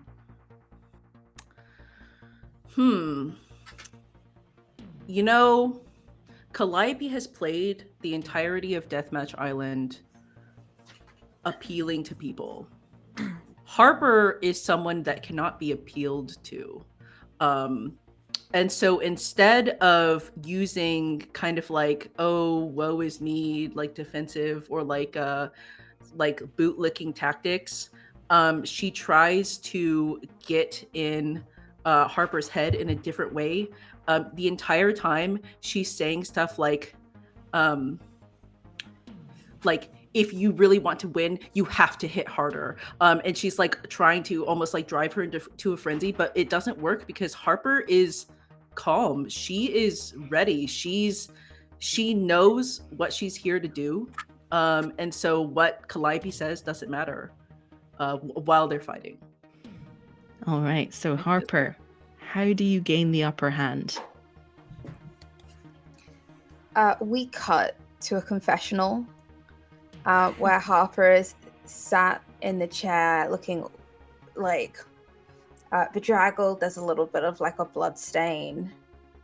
And it's like Harper Hoffman, 30 it like anything else that was there was scrubbed out before, and it's like crime boss, the supernova, and she looks almost disappointed as she kind of turns to the producer and says, I always had the upper hand. And you see like all of these different angled shots, and you can see she's been watching Calliope out of the corner of her eye, because she understands Calliope in this moment. Calliope doesn't want to go down easy, and so she's been feigning trying to look for her, but you would notice her ear is always turned exactly to where Calliope is. And then she just kind of says, no mercy, and turns, and the screen goes black as you hear a gunshot. Do you want to do the thing that we discussed? We can do that. I specifically turned it black so that way you could have what you needed. Okay, let me quickly check lines and veils. We love checking lines and veils. I think we're okay. All right.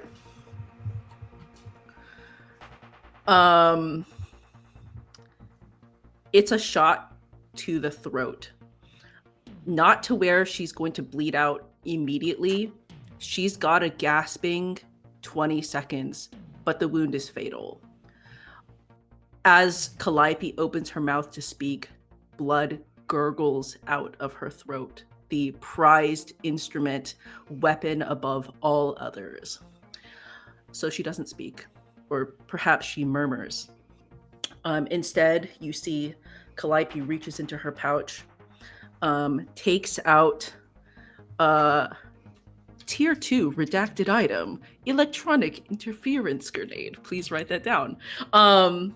And rolls it on the floor with like a little bit of her energy. It's the only thing that she has on her besides her regular gear. And you see, you actually see Harper bend down, and then it cuts to a brief conversation from before. This man named Burchard, as Calliope gunned him down, she leaned down to whisper in his ear, and the screen had gone black.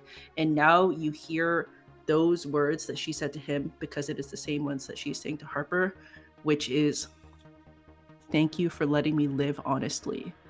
She rolls over her acquisition to Harper, gives her a little pat on the arm, and perishes on the floor.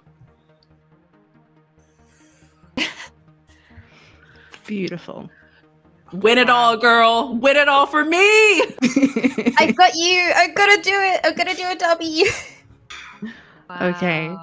I'm gonna be completely honest. I'm not quite sure how we're gonna resolve Ari and Mabel, but we're gonna roll the dice and we're gonna see what happens, and then we can come up with an answer together. Okay. So, Do they even need to roll at this point?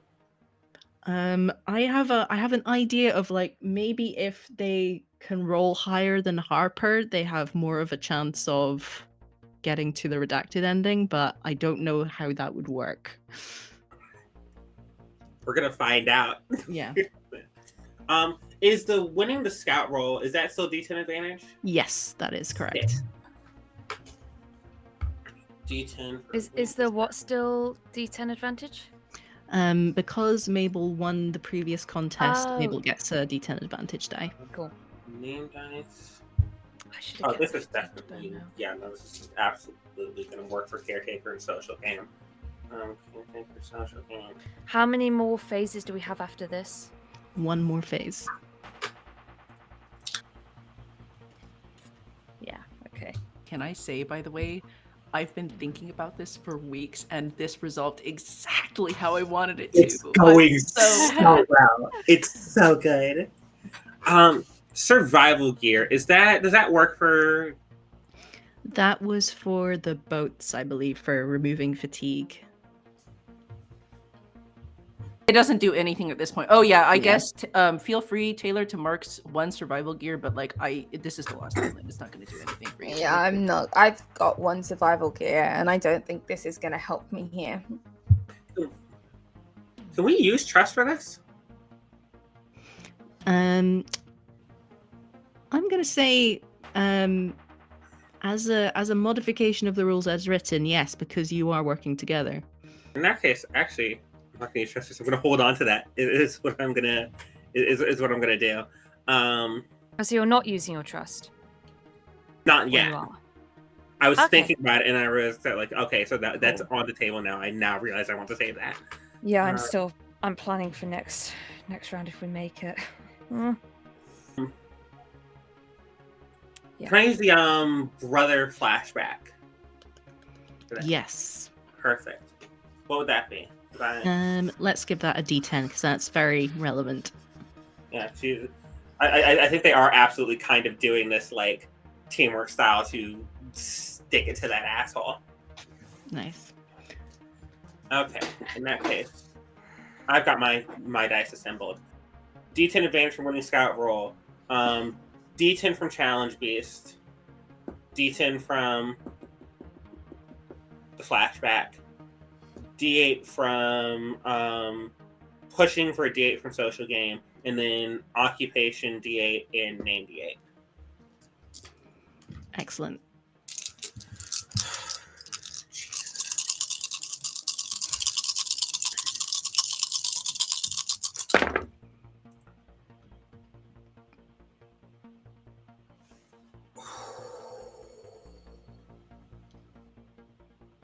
Okay, that is 10 and a 6 are the two highest. Okay, 16. Okay.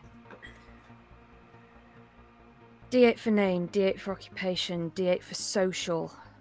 Burn a fatigue, get an injury to get a redacted D10. Using the amalgamative flashback, what advantage would that give me? I think like the kind of circling through that she had. Yeah, D10 for that one. D10. So there's 2 D10s and 3 D8s.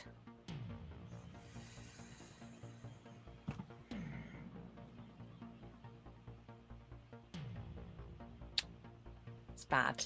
It's really bad. Uh-oh! What does that mean? What's really bad? My highest are a 7 and a 5. Oh, fuck. 12? 12. Okay. I'm going to offer a proposal.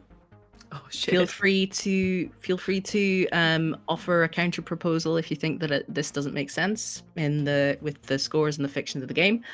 I would like to suggest that you both go to the control room again. You know that you are both on the same side. You know that you want to put an end to production.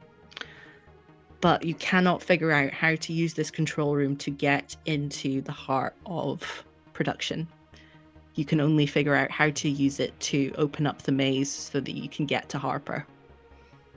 And at this point, you don't know if Harper is on your side or not, but I'm sure you have very strong suspicions. Okay. So I'm going to say that in the finale, you can work together, and against rules as written, you can use trust with each other.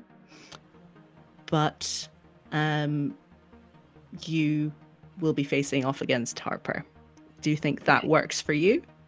Yeah, that works for me. Yeah. Excellent. Okay. Now, we have 3 competitors, 1 deathmatch contest. Already fucked up death. There is a note in the book that says if things don't follow the formula, do what works best in the fiction. Sorry, evil hat. Sorry. Sorry. Can I make a request? Mm-hmm. Can you 2 roll first so I know what I'm trying to beat? Because this feels like this is like for Harper, this is the island challenge of like the DC for the impossible task needs to be set. Yeah. Okay. I'm happy with that if everyone else is. Brilliant. Right.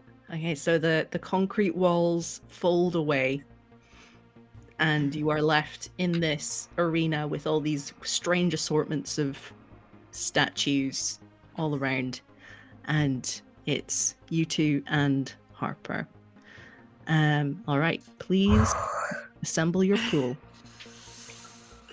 How is this working in a 2v1 situation? Are we both just like doing this separately, but knowing that we're not going to be against each other? I think so, and you can use trust if you have And we any use left. full So trust like with each highest other. dice pool wins, but you have the advantage of using trust, which is Got it. additional dice. Got I it. think that makes sense. Yeah. Okay. So What's your name, die? Is Taylor, it you better D8? use everything. Name I dice. have been saving stuff. I I'm know. going to be using everything. I've been holding on to a fucking wristwatch for 2 sessions. So what's your name, die? Name dice Mabel's name dice D8. D8. Cool. Thank you. Oh my god! Oh my god! Oh god! Oh my god. You can do it. I believe in I'm you. so nervous. Okay. Putting all of these back. We are. I'm sure you have been getting Darcy. followers throughout this whole process, but for the sake of time, we're just going to push through if that's okay. I do want to ask / clarify if Taylor has the highest dice pool. Does she eliminate both other players? I'm going to say if that is all right with you all, then yes. Okay. Yeah. I think that's fair. Absolutely. One gun for each hand. I mean, I don't know. Yeah. Well, I'm only down to 1 assault rifle now because I used the first one in the last round. Fair enough. But okay, Okay. I've got a grenade now. Okay. I think sure. Ari's name dies D8, right? Yes, it is. And we're not getting any new followers from any of this, are we? I'm going to say that you probably were, but for the sake of time, we're just going to push through. Is this just a deathmatch, like categorized as deathmatch? Yeah, I'm this adding is a whatever I deathmatch have for game. deathmatch. I almost forgot to add a category and would have had incredibly low rolls as a result. This is killing trademarked. So what do I have? What do I have on that? I have I think I have a D10. Taylor is 100% listening to hype her up music. I've been listening to the same song on repeat this entire time because I know exactly what I'm here to do. Is that everything? Can I use botany? Probably not. Trust, occupation, name, deathmatch. Yeah. Pushing for And then deathmatch. stuff. D10 for challenge beast. Have you still got fatigue to burn? Good lord. Yeah, I still got fatigue to burn.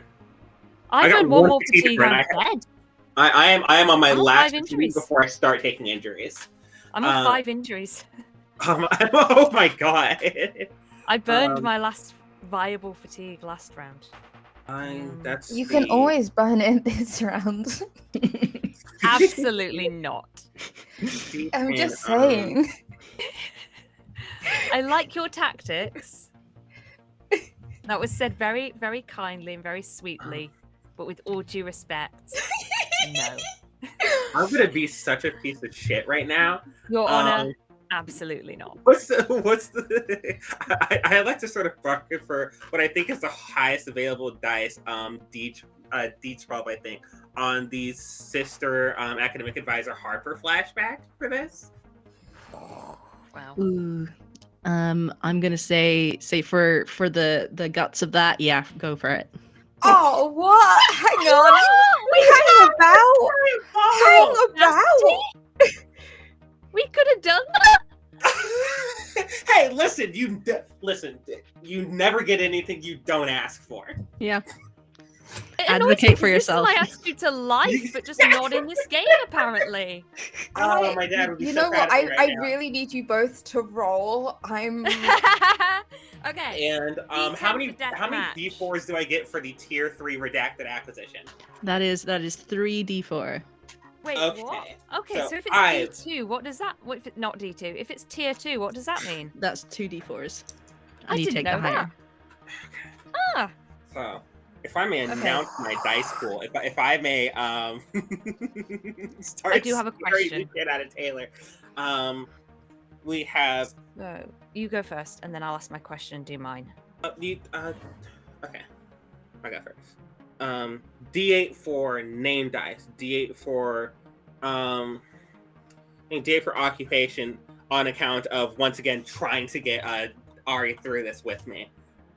We are taking care of people. We are all ships are rising in the coming tide. Actually, don't roll yet. Let's roll together once we've both done this. Absolutely. That's more dramatic. D8 for that's trust. It's trust, occupation. D8 for name. Pushing for D8 for deathmatch. D10 for challenge beast. D12 for the memory of Harper encouraging me.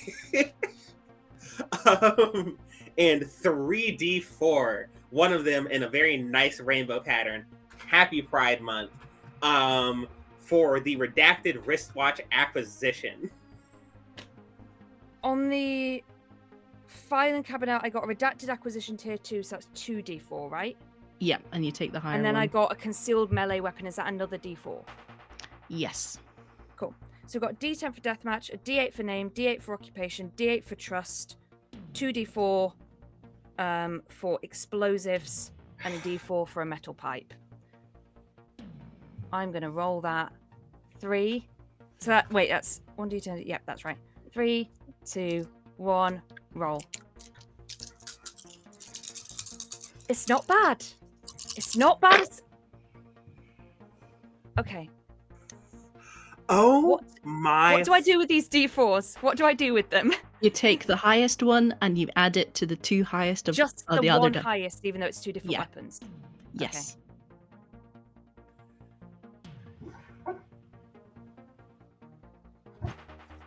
Sounds like the DC's gonna be hella high. It was almost as good. It was almost as good. Hang on. I'm doing maths. Yeah. I'll say mine. Go for it. That's right. That is right. Not a single one of these got above a 5. So it is 5, 5, and 4 for 14. Oh God. Okay. Did you get higher than a 14? I got an 8 on my d10. I got a 7 on a d8, and I got a 4 on a d4 for 19. Whoa. It's doable. Not me plotting against y'all in death. Yeah, no, it's Whose side are you on? This has turned into deathmatch, but in, It's like, for the Call of Duty. plot! Oh my god, this rocks. This whips ass. Okay, Harper. Time to see if you can beat a 19. You know what to do. So there's a flashback between me and Ari where she asked if I'd almost died. And I told them about a time that I was in a standoff in a warehouse. And they pulled a gun on me, but I shot first. Please tell me that gives me a D12. 100%. Alright, lads. Oh, look at you She's having back in the game. D12 for the flashback. D10 for my name. D8 for crime boss. D10 for deathmatch. I'm giving myself a fatigue that marks me at 4 fatigue, and I am going to go at snake mode, funnily enough, on this one. And then I'm going to use my redacted assault rifle for 2d4, and the electronic interference grenade for another 2d4. Damn. It's a lot of Have to dice. be a 19. Oh shit. Oh my god. Okay. I rolled a 12 on the d12 and a 10 on the d10 Oh shit. for 22. Yeah! Plus a 4 on one of the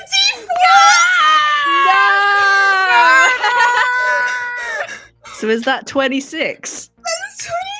Holy shit! Okay, yeah, you've earned that. I rolled it. Perfect that high is- roll. You know when Oh, you Someone see is this watching over you. different. He's for a second not and like not us for real. I'm so happy for you. Someone is watching over you. That's Satan being like, get it, girl. Yeah. Couldn't have happened to a better crime boss. Yeah! Oh my god. I need a second to calm down. Wait, what was that in total? It is 60. 26. So So I even rolled- if I'd kept those original rolls that before I clicked, I could never have beaten you. with my She dice rolled pool. max. I could rolled never have beaten max you on in my my dice. 2 highest dice and on Yeah. my D4. She Yeah, no. is a god. Your I had chances, rolled max, the two your of us would have chances tied. meant that you were always going to win this. Yeah, it was That's Okay. amazing. I need That's a diabolical. second. I actually genuinely need a second. I didn't think it was going to be. I am chuffed. While Taylor is preparing for the final blows, does Mabel or Ari step up to the plate first to try and confront Harper? Good question. In my mind, it's Mabel. I was thinking we'd go out together, Right? but I think, in the nicest way possible, I don't know if I'd be the first to go down, simply because of purely going on the dice. I mean, also, homie has so many injuries. This is also true. This is fair. Like, Well, Mabel we is all have so many rolling. injuries. Mabel is Look, rolling around I in a will- full body cast. I will say this: if you want, I can choose. Yeah, Yeah! that would be my other question. If you think you'd go out together, then who would Harper try and take down first? There is stuff that Ari would want to say to Harper. I'm That's my gonna one give you. contribution to I'm this. gonna give you the floor to give you some context. The walls go down, and are the statues still there? Yes. Rolling out from behind a statue, you see a grenade, the electrical interference grenade. It goes off, and the walls start coming up and down. And Harper disappears. You have no idea where she is, but you know she's close and she's listening. Okay.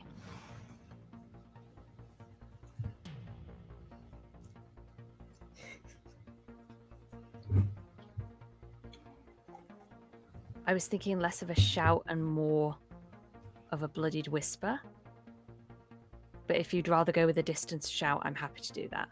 Oh, I can come in for the blooded whisper if that's what you'd like. But that would be after everything else is played out, I think. Harper will take out Dr. Ari first. Okay.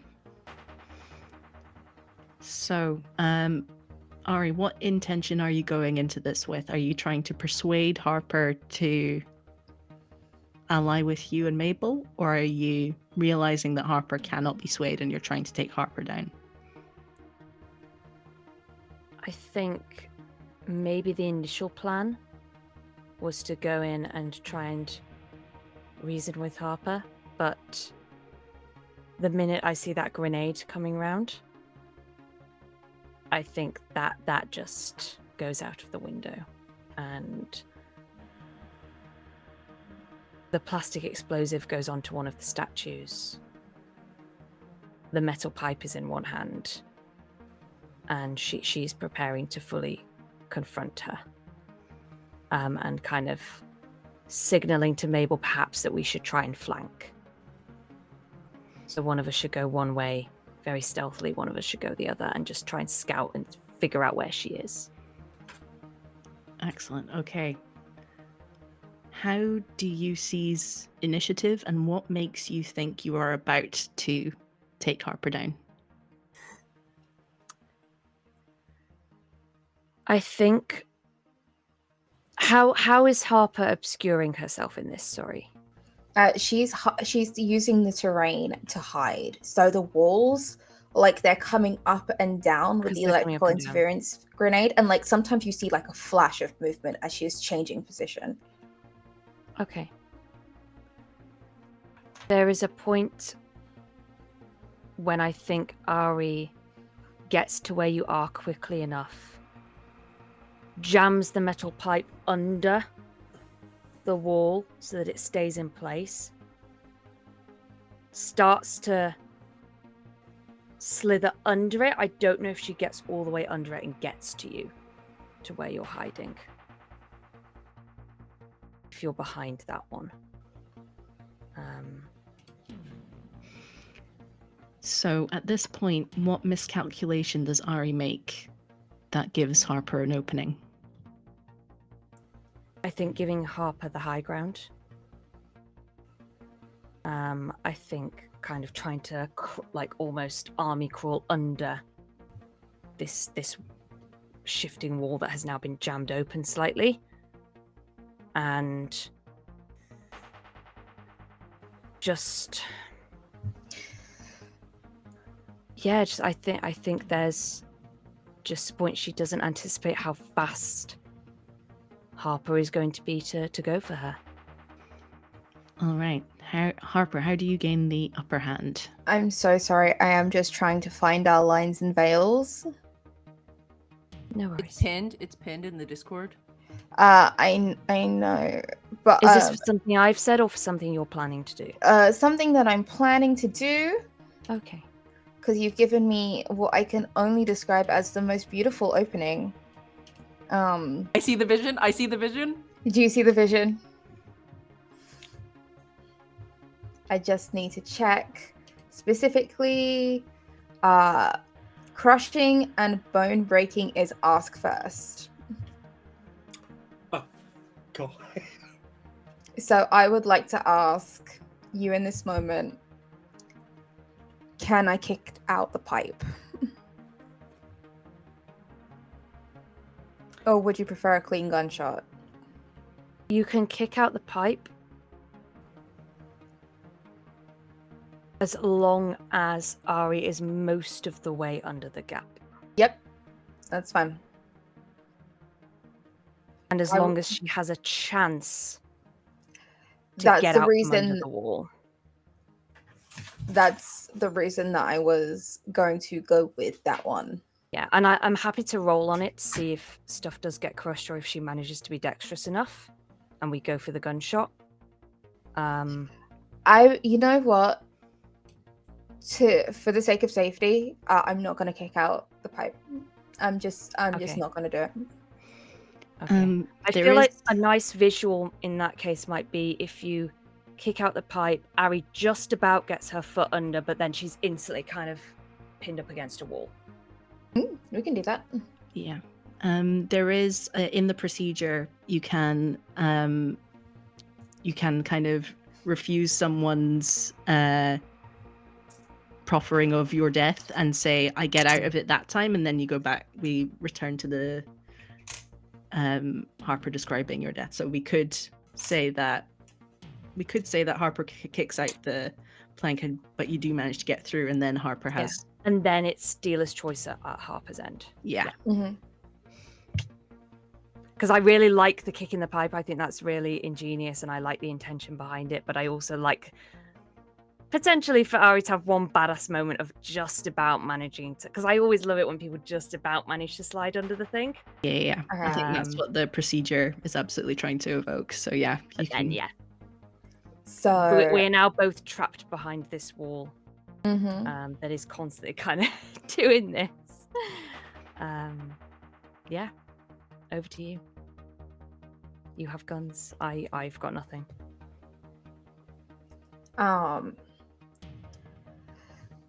So Dr. Ari crawls beneath the wall, and Harper takes the high ground by kicking out the pipe just as she's through. In a I'm not trapped in here with you, you're trapped in here with me moment. She slams Ari's temple with the butt of the gun, and gives them a final opportunity to say anything, anything. Ari pulls an envelope out of her bag, and the address is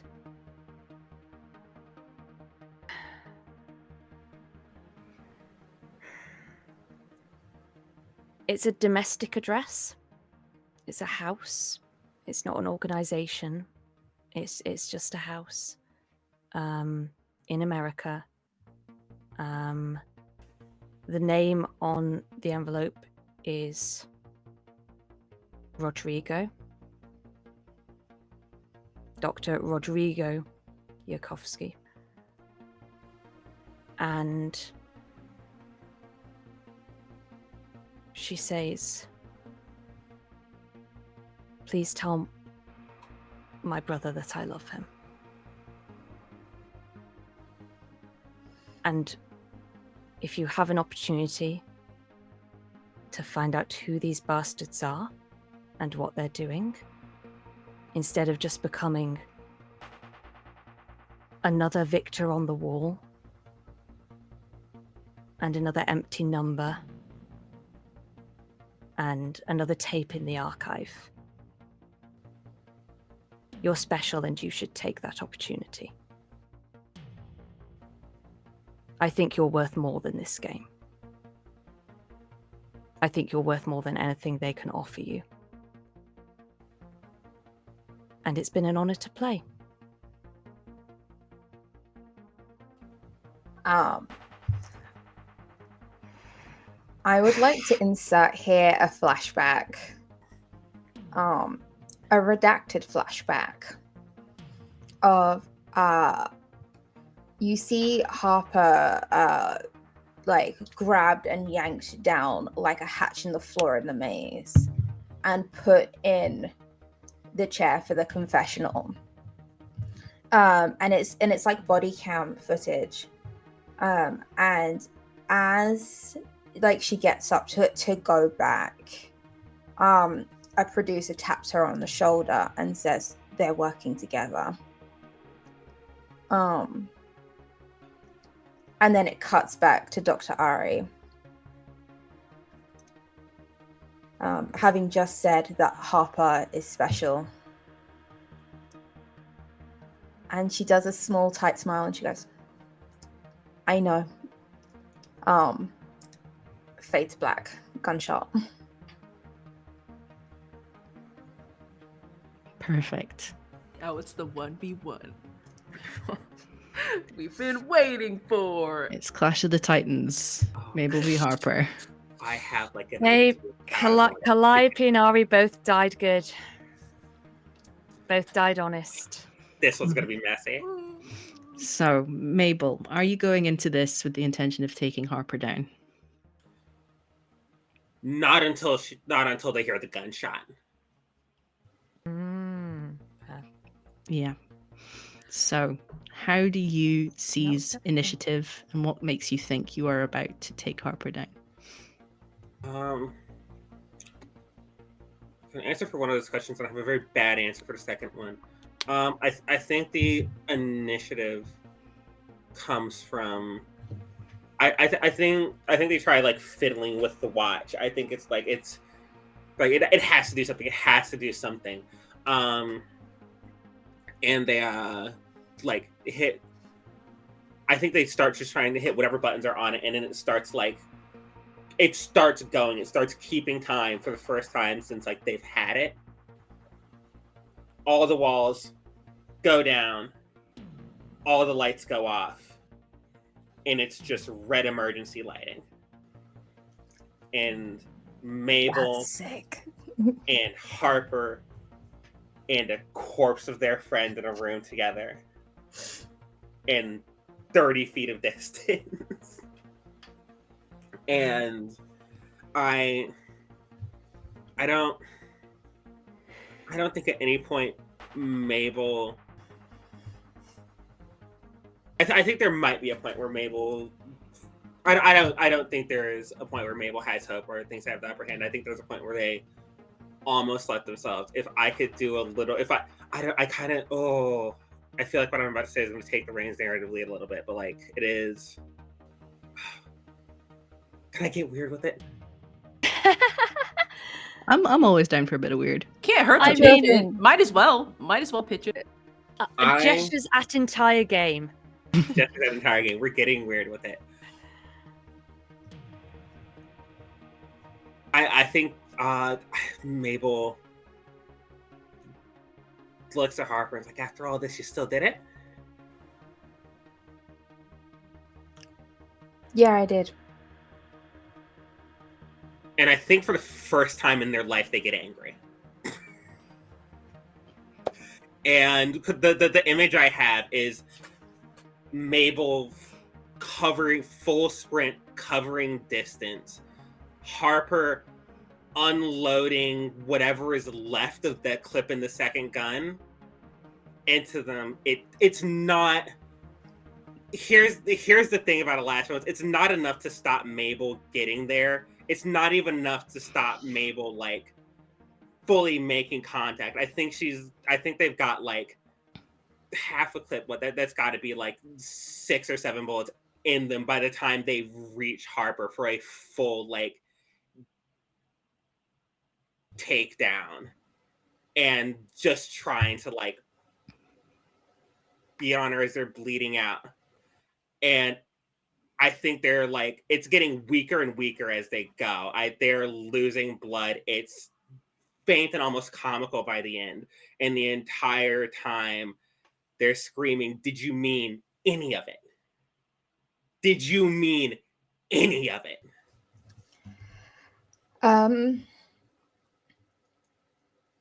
So Harper empties her clip and throws the gun to the side and basically catches Mabel as they hit and lets Mabel push her to the floor. And when Mabel is too weak, Harper very easily, completely uninjured, flips her and pins her down. And then kind of sits to the side and is like, "I did mean it. You were my biggest threat. You were everyone's biggest threat in here. And I'm glad that you finally let it all out. And I'm so sorry it wasn't enough." And she sits there cross-legged and just waits. Fuck yes! Holy shit! Oh my goodness gracious me. Yeah, I think Mabel just head back, lies on the ground, and says,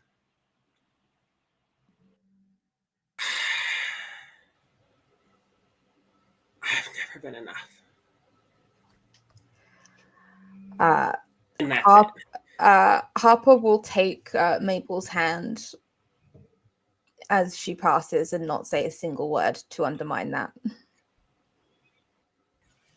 Damn, that's cold. That was the most fire. Oh my god. Wow. Yeah, Catharsis for Mabel. Oh, it was so good. Yeah, I'm all right with this. Three This is such different deaths, and they were all perfectly suited to their characters. I did my best. And you know what? They were all very honest in their own ways. Yeah. Okay, I think that is all the time we have for tonight. Thank you so much to our incredible players who absolutely, no pun intended, killed it. Hey. Objectively did not. That's why they lied. What happens next? What happens next Failed to kill to you when you've won? Yeah, so I think because we're running low on time for the main episode, we're going to hang around a bit afterwards for a little bit of Patreon bonus content, and we're going to discuss amongst ourselves and decide what happens to Harper after the game is over.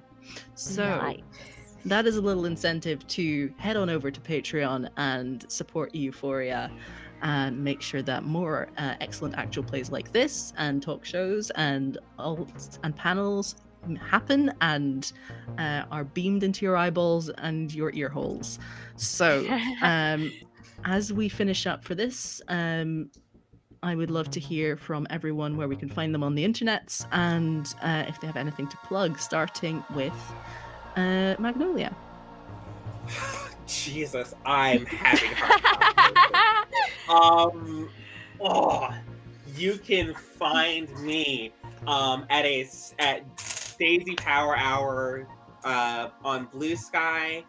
I'm semi-active on there. I'm definitely going to be posting links to this on there. This has been so good. You can find me on Tumblr. I encourage you not to actively. Don't look for me there. But I am on there. And you can find me every other Tuesday and every Wednesday for a Dragonbane game and a Lancer game, respectively, at Scones Tavern. SKOENSTAVERN .twitch.tv. And there's where you can find me. Fantastic. And Anusha? Hello, I'm Anusha Battersby, pronouns she, her.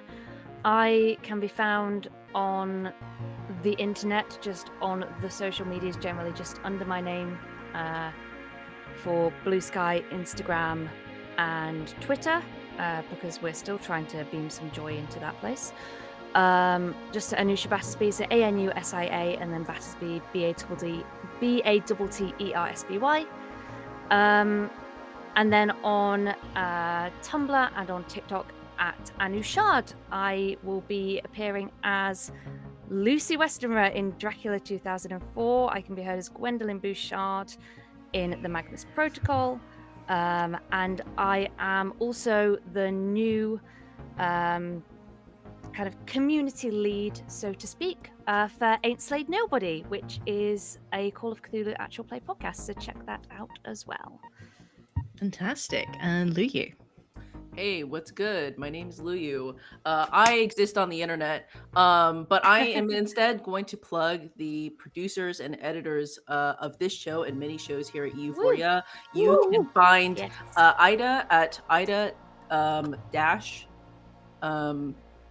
in dash the dash pan on Blue Sky, and you can find JC Darcy at JC Darcy at Blue Sky. Please find them. I know for a fact that Darcy was busting ass to edit these, so please appreciate all the back end work that goes into this. That's it.